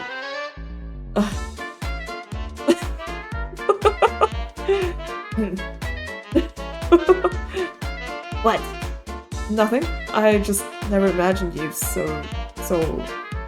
homicidal. Are you sure you can handle all these rabbits, though? You woo me, friend. I'm not just some floozy who ain't got the chops. Now, let's get this party started. The rabbits gaze in surprise as the newcomer monopolizing the center of the clearing. One finally works up the courage to charge at her. Hey. Box takes his head clean off his neck with one mighty swing of her axe. Oh my god! Everyone watches it bounce to the ground with a fleshy thump. 1 second. 2. The rabbits quickly go into panic mode. Running this way and that, trying to scatter away. But Bucks isn't finished with them. With a giant guffaw that rattles their very bones. She rushes forward with all the heaving sinews and untapped fervor of a stampeding ox. Oh my god. She swings left. Right. Uppercuts one right up the crotch. Then spins. Severing spear tips and dip tips and limbs alike. In a veritable small of swirling, whirling, iron-plated entropy. The body parts, yeah. It's flying across the screen. Honeykins try, but they ain't got the spry. She turns toward another cluster, currently cowering with their ears plastered to the tops of their heads. More of them, eh? Good, I'm still hungry. Then she's rushing forward again. Acts like a mighty cleaver, bringing down hell's judgment on the unfortunate lappiness. After about 10 of the rabbits are in various states of dismemberment on the dirt, she finally slows, watching lackadaisically as the remaining few scuttle off into the distance. Chicken-livered, the lot of them. No one else wants a taste of old Buxy, I see. Dripping blood and guts and fury clumps onto the ground. She wanders over to the group. You folks okay? Looks like you've just seen a ghost. The ghost of Christmas past has come to make me repent for my sins, baby. You are incredibly capable, ma'am. That was just a warm-up. Gotta keep these guns in shape, you know? I shudder to think what you'd consider a true workout. Feeling all of a sudden somewhat courageous, and perhaps a bit terrified at the prospect of what could have happened, Ignatius steps forward, hand outstretched in supplication. We are on a quest to return the Jewel of Happiness to the sacred altar and restore its light. Your strength would prove invaluable in helping us reach our destination. Would you lend us your aid? Bucks looks at Ignatius, then looks at the rest of the group, who all merely return the look of furtively hopeful silence. Then smiles, laughs. The force of it sends splatters of gory goo to the ground below with each heave. Sure, it seems fun enough. You can count on old Buxy here to keep you folks in one piece. I'll have your back like a butt crack. Interesting saying. Wonderful. I will make sure my father rewards you handsomely. Wait a minute. Reward? Nobody said anything about reward to me. Next to them, Orlum can only see Bucks's gore-bedecked biceps and growing appetence. Okay. One Piece is real. One Piece is real. The finally complete quintet continues the remainder of their journey without issue. Their path takes them up the winding cliffside to where a giant castle overlooks the plains. It's positively enormous and boasting towering walls, soaring spires, and thick-set bulwarks strong enough to fend off even the most heinous of onslaughts. This is the sacred altar? Indeed. What else were you expecting? I don't know. Something not quite so imposing, I guess. I thought altars were, like, smaller. Suddenly, not sure if I'm here to return the Jewel of Happiness or rescue a princess from her tower. Why not both? I've always been a big fan of multitasking. I'll just have to ask. I just have to ask. What's your opinion on strap-on? Okay. Strap-ons? Strap-on what? And where? Don't worry, I could teach you. Orlum, she's married! Sorry, what? The group approaches the giant front door of this massive ziggurat. A strange apparatus is embedded into the wooden frame of the door. A good 10 or so rotating mechanisms make up its body. An assortment of unintelligible symbols decorate its front. There seems to be some kind of archaic lock. A puzzle of sorts? I barely even understand what I'm looking at, let alone how to open it. There must be a way. And her husband is the DM. Yeah, right. It's like, oh, oops, looks like Orlum accidentally died. He rolls the dice and he, like, knocks it a little bit so it doesn't land on a high number. Rigging the game. What happened? What happened to all that high Fulton nerd spouting bro haha back on the bridge, huh? That's different. This looks literally impossible. Let me take a look. Bucks comes stomping to the front. She takes one look at the lock, one look at the door, before promptly raising her axe and chopping the entire thing in half. Oh my god. The door shudders for a moment before collapsing in on itself in witty cacophony. Wait a minute, you can't do that. Why not? Seems like the simplest way to me. You were supposed to come up with a carefully crafted solution that combines all 5 of your strengths in a brilliant feat of teamwork. Oh, oops. Hunter, this is us we're talking about. Work together? Are you mad? I would force Genzo to not be an asshole, which I can't see happening anytime soon. Oh, yeah, well, you'd have to stop acting like a sun-dried dick all the time. Oh, so witty. What exactly is a sun-dried dick, do, pray tell? It's what I'm gonna do to your redacted with my redacted. When I redacted, you're freckle redacted. Oh, they're getting so into their roles. I'm so glad they're having so much fun. Fun? Can we all get back to the impressive feat of strength I just performed on our wooden adversary over here? The 4 of them stare upon Bucks's handiwork with synchronous gulps of barely restrained awe. Ignatius even pees a little. What's with everyone pissing themselves? Can we stop peeing ourselves? Okay. Well, what are you waiting for, huh? Let's break and enter this holy half job. Heaving her axe back up on her shoulder, Bucks takes off into the newly opened doorway, breaking off further bits of wood doorframe with the top of her head. The others are quick to fall in line behind her, half tripping as they climb over the rubble and into the darkness beyond. At least he's not shooting the inside of his mouth. Once inside, they find themselves in a large hall. Tall pillars of marble line the walls, and plummeting tapestries hang from the gold ceiling like carpets descended from heaven. Ignatius takes a step out into the grand expanse of the foyer, looks around. Hello? His voice echoes off the domed ceiling. There's no response. No one home, perhaps. What'd you expect? Some kind of holy guardian we'd have to give a good ass pounding? Sounds risque. I don't really know, I guess. Ignatius pulls the jewel of happiness from his robes, gazing down at its dull, lifeless surface. But what I do know is that this thing, it doesn't exactly come with instructions. He begins scrutinizing its surface as though looking for an answer. He's kind of hoping it just light up or something when we arrived. Maybe the answer lies deeper within. Yeah, this place is honking huge. Gotta use our peepers to take a little look-see, I guess. Ignatius takes one last look at the jewel, then nods and slips it back into his robe. You're right, let's look around. Their verve restored, they set off once more, into the darkness of the castle.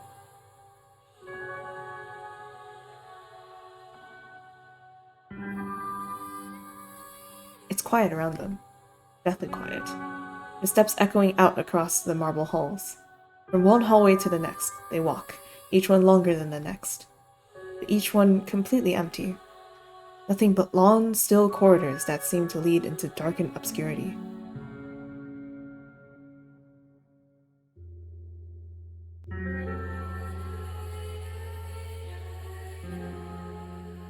We, gonna be able to find our way back?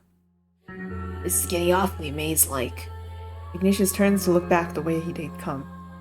It's as equally dark as the way ahead, and he can't remember the turns they made. But they don't really have much of a choice at this point. They have to keep pressing forward. Come on, I'm sure we'll find something soon. And it's back to shouldering onward. But the air is different now. Colder. Heavier. Weighing down on them from all sides. He can feel it in his bones. A deep-seated kind of chill that sends his stomach into anxiety-ridden knots. And he can feel his fingers trembling, to the point that he needs to curl them into the folds of his robe.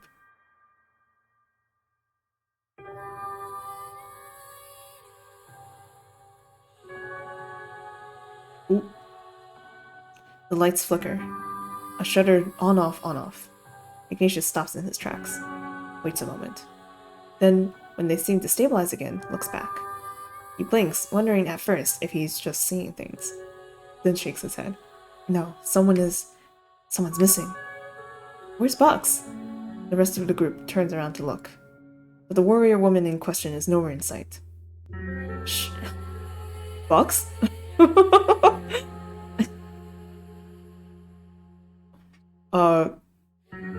Since, I mean, I think it's Gidget, right? She's gone. You said something weird to her, didn't you? I said nothing of the sort. I was merely making an offer. This is fucking great. Thanks to Freckles McHorndog over here, we lost our only capable party member. Or like she had enough of your boorish tongue, you uncouth brute. Oh yeah? Well, you can take this boorish tongue and shove it up your scrawny behind. I'd love to, dear, but it doesn't seem like this the appropriate time or place.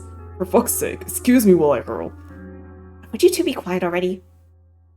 Ignatius brings a shaky hand to his hair. The chills are ramping up now, up and across his arms like tingly firecrackers. She couldn't have just a glance to the front, a glance to the back. The hallway is completely clear on both sides. I guess we keep going then.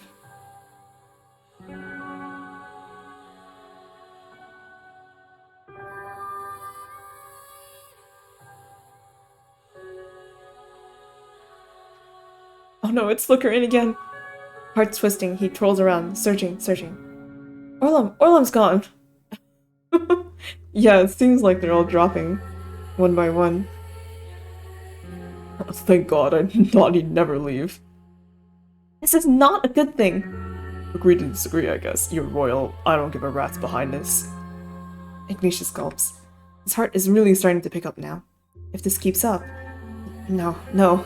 He shakes his head. They need to keep moving. Everything will be fine.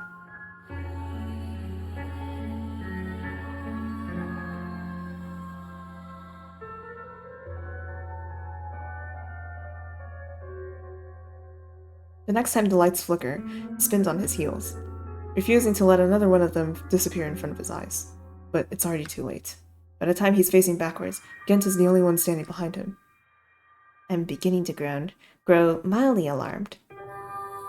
The feeling is more than mutual. There's another flicker, followed by another. And then, the lights go out for good. Ignatius gives a little whine of terror and steps back until he hits the wall. It's quiet for a moment. Quiet save for the rapid beating of Ignatius's heart. It echoes up inside his head with a dull thrum. Then... Iggy? Yeah?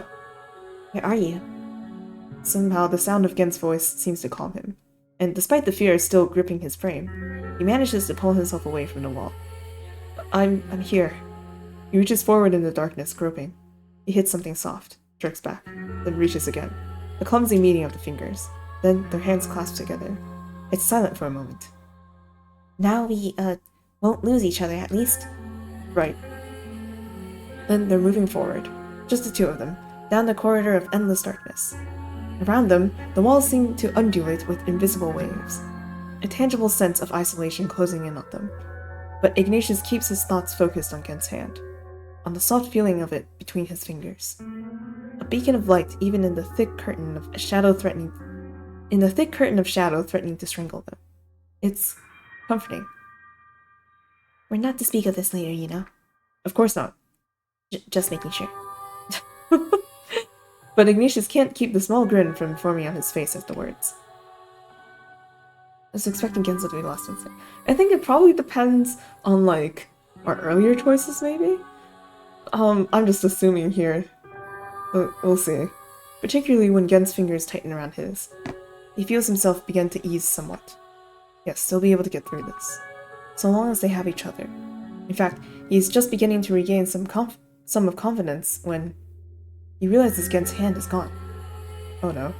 He stops, reaches forward, swings his arm out in increasingly panicked flourishes, but the prince is simply gone. Gent? There's no response, and already Ignatius can feel himself start to curl in on himself. He's alone. He's so fucking alone. The darkness closing in on him. Okay, I've had about enough of this. Where'd you guys go? Can we finish this scene up already? Guys? What the fuck? Legit? That's when the floor opens up beneath him. Huh? He doesn't know how long he falls.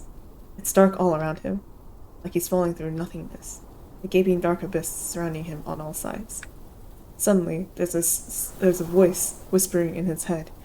Iggy, What do you wish for, Iggy? What do you want more than anything else in the world? There's something oddly familiar about it. The wind whipping around him, the silence forming a dull buzz in his ears. But how?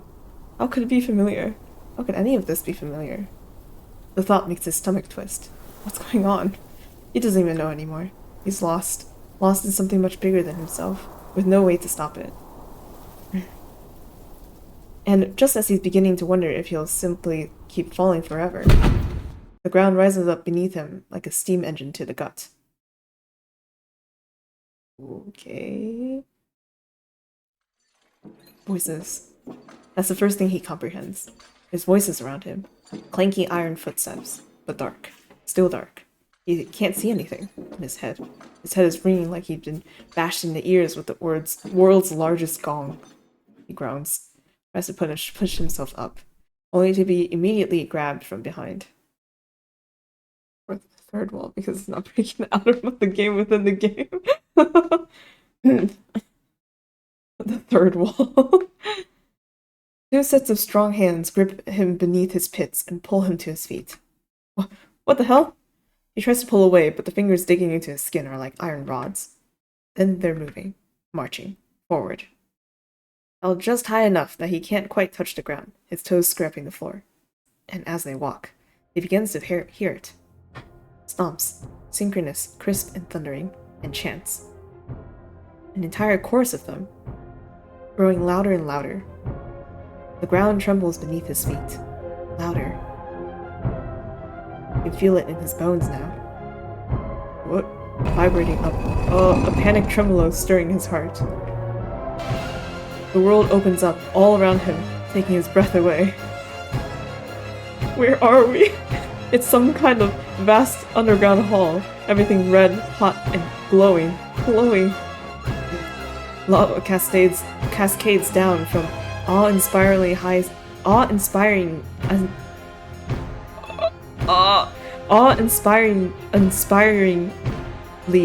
ceilings that gleam in brilliant gold. Flames bubble up like dragon's breath in puffs that warp the air around them. And the crowd, the army, immeasurable in their amount and lined up on either side of the path in front of them. Tens of thousands of rabbit soldiers, and all of them stomping, chanting, pounding their spears against the hard-packed earth.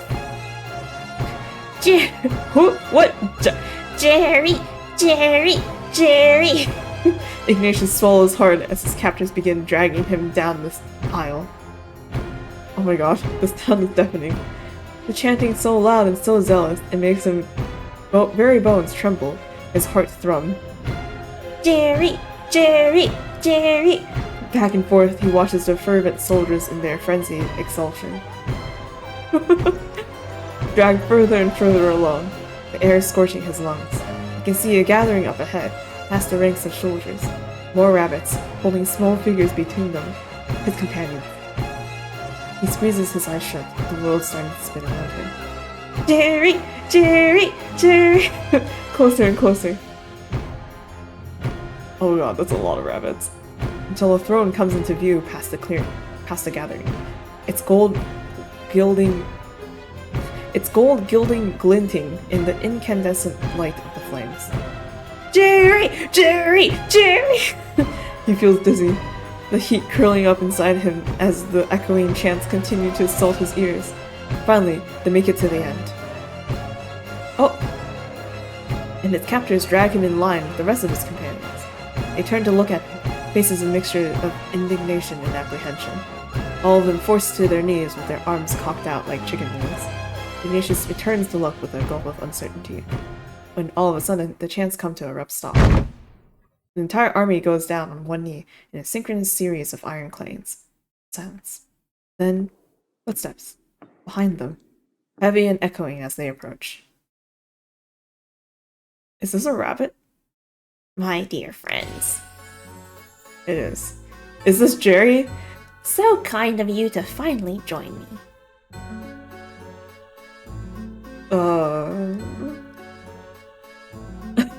Sentry 284? King Rabbit. Wait, he has a name? They know him? By number? Or did we see him before? I don't... Fuck it, I don't know.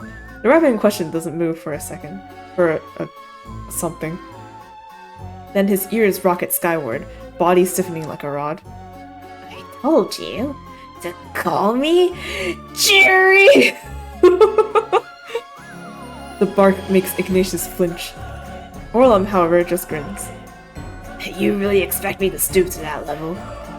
That one ran in the other game. I'm assuming he's King Rabbit. Yeah. Well, what with the crown? You rabbits are nothing but expendable pawns. Who needs names when your only purpose in life is to serve the king? Jerry twitches, and stomps over.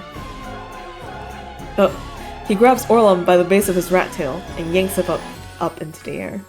The king, you say? Jerry marches over to the side of the platform overlooking the simmering pool of lava below. Ruh-roh. Seems to me, I'm the king now. He thrusts Orlum over the edge with an enraged huff. Or are you as floatic as you are conceited? Orlum's face twists in pain as his legs kick uselessly beneath him. Jerry, stop! Jerry blinks, turns back, looks at Ignatius, smiles. Yes, I am forgetting myself, aren't I? Jerry! He throws Orlum to the ground with a wince-inducing thud. Orlum goes rolling, and when he tries to push himself back to his feet, Jerry brings a foot down on his back, slamming him back into the ground. I have more important matters to attend to this. Than this, the throned rat. He kicks him off to the side, where he's snatched up by a duo of guards. Jerry wanders towards Ignatius, his hand to chin in apparent wonderment. Very important matters indeed. You unhand us at once, or you'll have my father to answer to. Your father? Your father?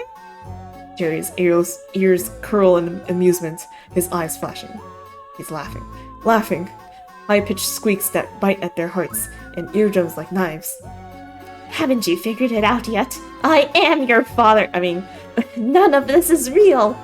This noble little quest of yours was nothing more than a carefully laid trap! And you fell for it. You all fell for it! Look. Line and sinker. Genzo responds with a snap of his teeth that sends Jerry back with a little laugh. What do you mean? Jerry shakes his head in sardonic pity. Why, the jewel, silly! He cups Ignatius's cheeks in his hands, tutting beneath his breath. I need to destroy that naughty piece of ground in order to keep my glorious new kingdom intact. Now he's molding and mashing Ignatius's face between his palms. Against half rev him down. We wouldn't want you to use that thing to wish all this away from me, would we? Get your fucking hands off him. Down, boy. Jerry sighs and flicks Genzo's forehead, who reels back with a growl. No, I've made far too much progress for that. I can't go back to that caitiff I was before, whatever that word means. No more go clean up the stalls 284, or stop dawdling in the back of the line 284, or report to my chambers 284. No, now I'm the one making the wishes. I'm the one making the rules. I'm the one turning this kingdom into a paradise for all of rabbit kind. This is Jerry's Wonderland now. The rabbit's gone and lost his goddamn mind. As have most of the people reading this by now, I'm sure. It's the one who's got spear bashed for losing 108. That's what I'm thinking. I was like, have we come across the number 284 before? I feel like we might have. The possibility is very real. You still think this is a game? Some kind of visual novel you can read and peruse at your own leisure? You actual morons! This is your new reality now. Or haven't you figured that out yet? As soon as I destroy that yellow potato, things will never go back to normal. Normal. Normal for you. But hell for us rabbits. Now, I get to make your life hell. Ha! Ha ha ha ha ha! Broken the fourth wall. Why do I feel like I've heard that line before? Search me. I'll never give you the jewel. Jerry stops, smiles. Look at you, being all brave.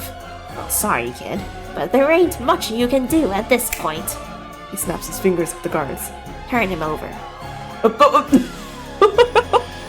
Ignatius's world quickly turns upside down as the nearest guard grabs him by the ankle. Then he's hanging uselessly in the air, his robe fluttering around him. One shake, two. Then the jewel of happiness falls to the ground with a dull thud. Well, that's one way to do it. The guard drops him back to his feet. Jerry smiles and walks toward it, but Ignatius moves before he can even stop his head from spinning. He darts towards the jewel, hand outstretched, only for the nearest guard to sideswipe him with his spear. He goes tumbling to the ground. Ow. At first, he can't seem to breathe. There's pressure overtaking his chest. Oh no. He realizes with a start that the impact must have cracked some of his ribs. Pain. He brings a hand to his chest with a wince. Pain so intense, it takes his brain a second to catch up with it. He coughs, sending red splatters to the floor. Then looks up to see his companions just staring at him in shock. No, he can't. He wobbles back to his feet. I won't let you have it. Starts for the jewel. No! This time, the attack comes from behind, slamming his chin into the floor. He groans, head spinning. Lightning-like tendrils of pain are shooting up and down his spine. And he feels something chalking in his mouth. He spits out 2, 3, 4 cracked bits of tooth. No. But still, he wobbles to his feet. He has to. Restore happiness to the world. He stumbles toward the jewel, body trembling. The spear goes for his shins, and there's a crack as his bone breaks. But fuck. The pain is all over now. Pulsing in and out, setting his brain on fire. He gazes up at his companions. That's right, he has to make them happy. All of them. His friends. He starts crawling toward the jewel. He can see it there, just out of reach, laying on the ground. The key to their happiness. It's all up to him. Closer. He's wheezing now. Horrible throaty breaths that claw at his lungs. Closer. Cold chills run up and down his spine, his arms, his legs, and his robe feels unbearably heavy. So heavy as though it's pushing him straight into the ground. Closer. He reaches a hand out, trembling fingers seeking out the jewel. He has to... Jerry's foot comes down on his hand.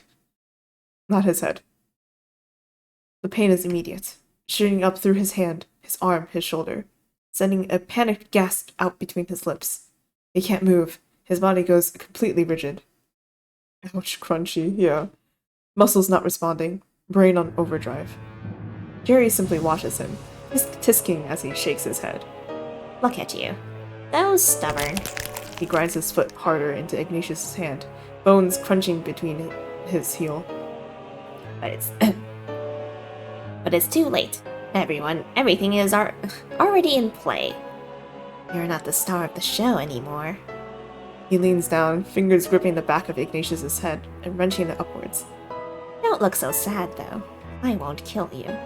I need you alive. Killing you would only reset the cycle, you see. But that doesn't mean I won't make the rest of your life a living nightmare. He glances up, smirks. And it doesn't mean I have to keep them alive either. I did say little throat slitting was okay, didn't I? He snaps his fingers. Ow?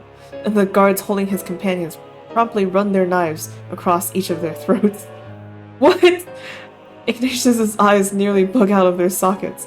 He only watched as their bodies slumped to the floor. You... What? His eyes fill up with tears, lips blubbering uselessly. Jerry sighs and lets Ignatius's head fall back to the ground with a thud, then swipes the jewel up and pushes himself back to his feet. Me, what?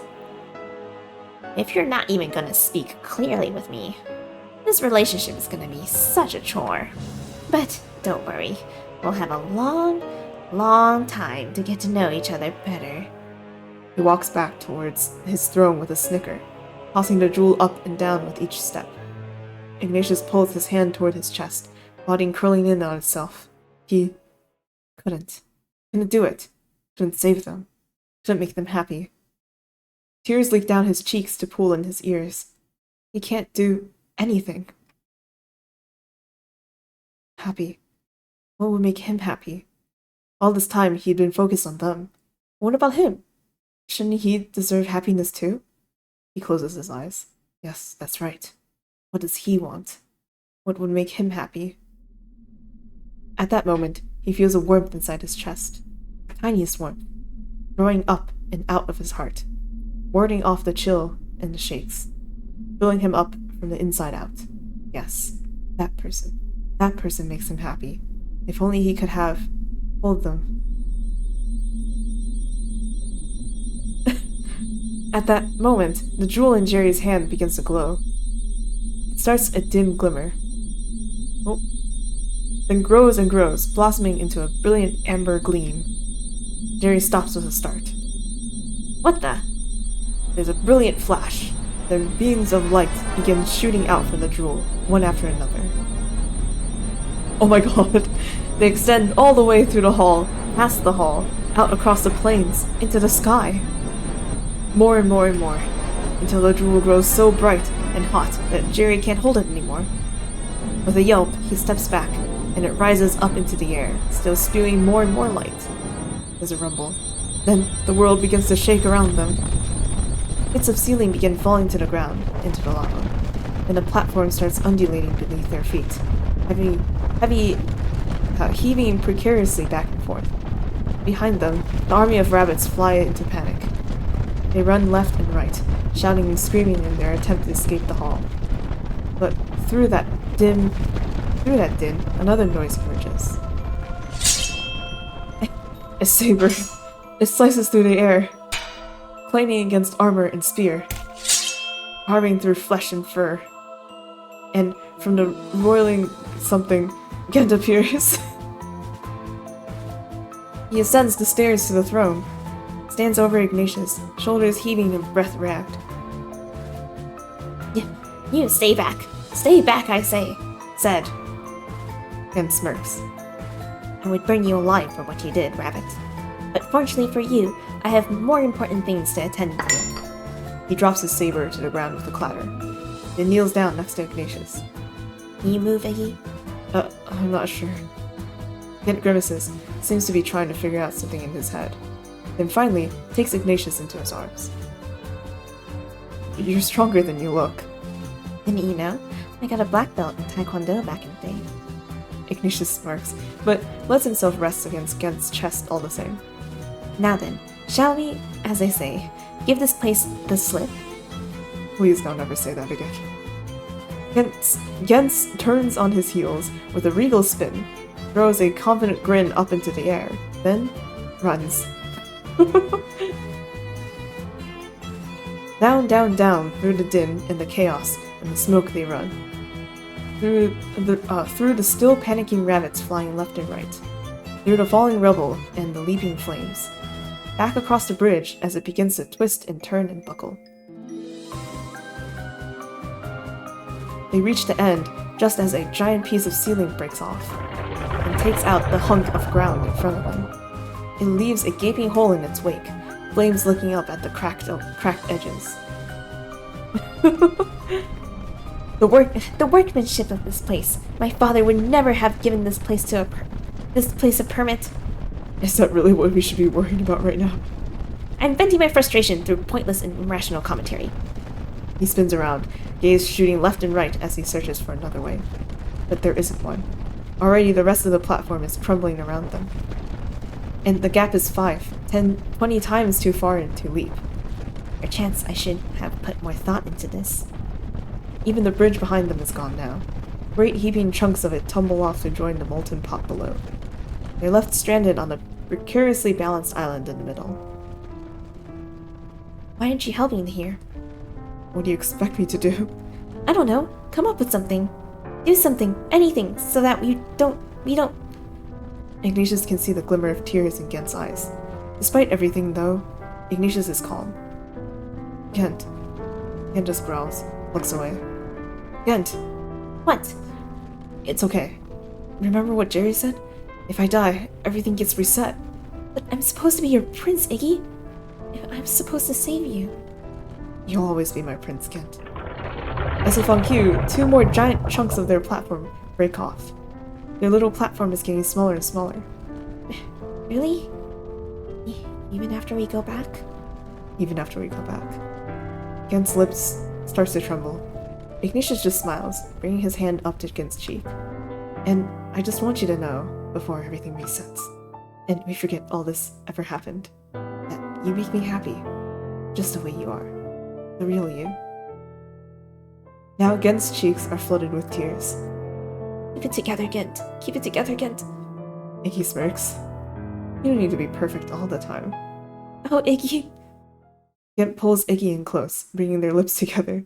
At that moment, the platform beneath them gives. Falling. They're falling. Clutching at each other. Clutching to each other. Twisting and turning as the air whips around them. Ember is prickling them, but they've only focused on each other, on holding themselves so close they can't even breathe. It's coming. Ignatius closes his eyes, takes a deep breath. Then...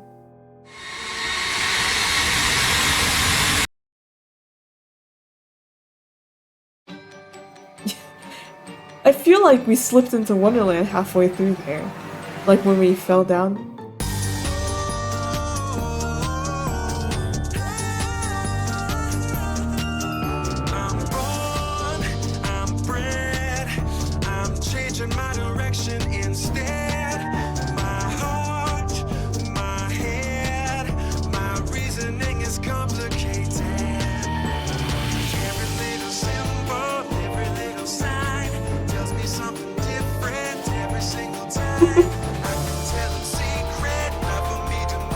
I see.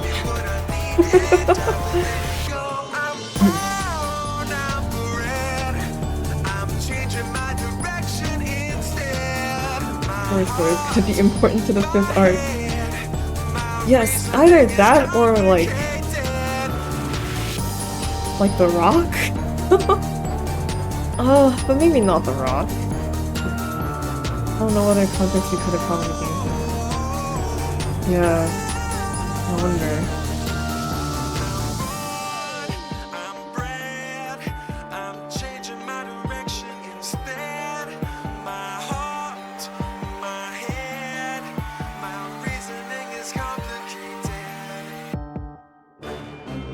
If we somehow remember what goes on in Wonderland in Act 5, right? Like, I don't know. Like, wouldn't we go and tell them about it before they end up going down in Wonderland? So maybe the king is different. Yeah, or it's the Jewel of Happiness. So the Jewel of Happiness, when I think about it again, it's more like it feels more like a symbolism thing, since Iggy is always trying to figure out how to make his friends feel better. Or the saving is based on who you choose from your friends. Yeah, for sure.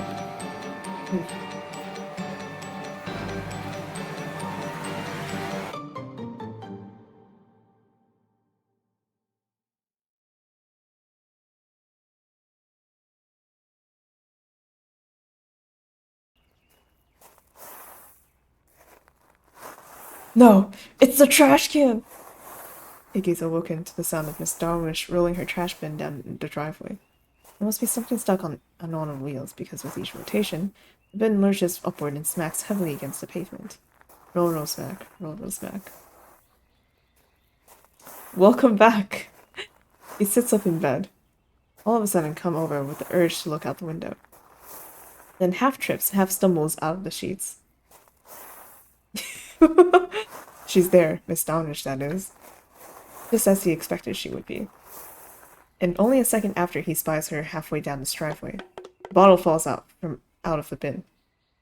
It's an interesting bottle, somewhat round and oblong, and an interesting golden hue that glints in the morning sun. It almost looks like a potato. He watches her stop, get up, then toss it back inside the bin. What? So, what? So the jewel of happiness is the bottle inside the fucking trash can? Then it's back to her interrupted journey. Roll smack, roll smack. Iggy watches her a moment longer, brows furrowed. But ultimately shakes his head and turns back to his room. Yes, his room. This is his room. It's the same as it is every morning. And yet somehow it feels like he hasn't seen it in a long, long time. He brings a hand up to run through his hair. But as he does so, he winces. A strange pin-like pain blossoms out across his fingers. But looking down at his hand, he sees nothing wrong. 5 fingers just like usual. And all of them in perfect working order. He curls them in, out. Gives his hand a shake. He blinks, then finally sighs. This is getting ridiculous. He doesn't have time for this. He has work to do today, clients with deadlines. So, with a little slap of his cheeks, he starts toward the kitchen. How far are we going? As he's starting up the coffee pot, a thought crosses his mind. The fleetest of passing thoughts. Maybe he'll call Gidget later. Yeah, maybe he will. This thought percolating in the back of his mind, he heads towards his desk. He has work to get done. Hey, get ruined. Woo! Let's go!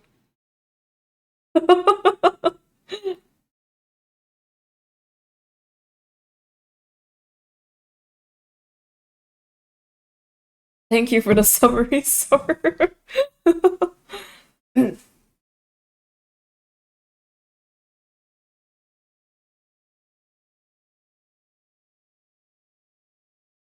Okay. Like the characters want to know more about what the hell is going on. Thought this game didn't have enough cannibalism. Play the main game our Wonderland. You won't regret it. You might regret it.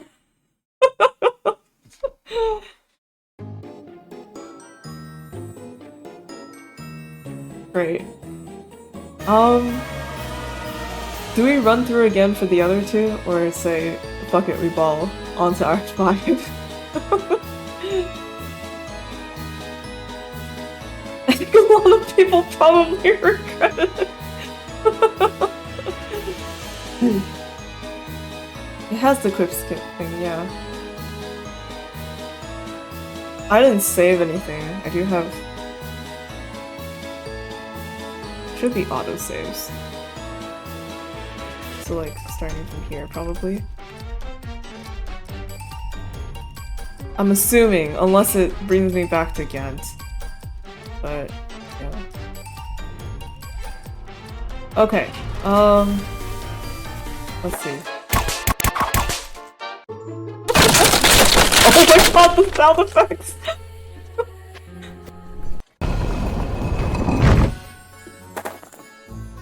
Oh wait, hold on. Wait, when did I... Never mind. Wait. When did I... Wait, when... Wait.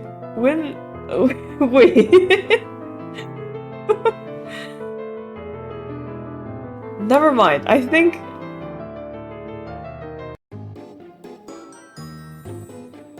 Never mind, it's fine. I forgot... It was when... Yeah, it was the second... That was the second one. I forgot when the first one was.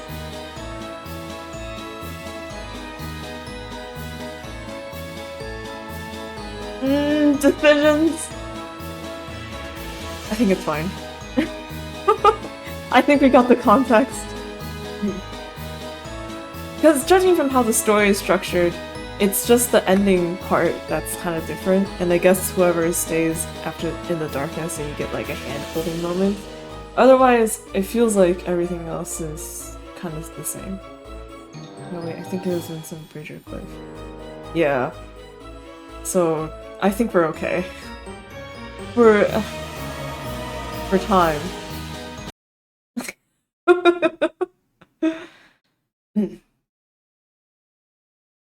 Or invest for any true end. Well, they said there's only three, so um that means that uh there's only three for the three characters. So there's no like true end, I guess. All right. Well, we've got the supplementary information. Should I jump back to Act 5 today?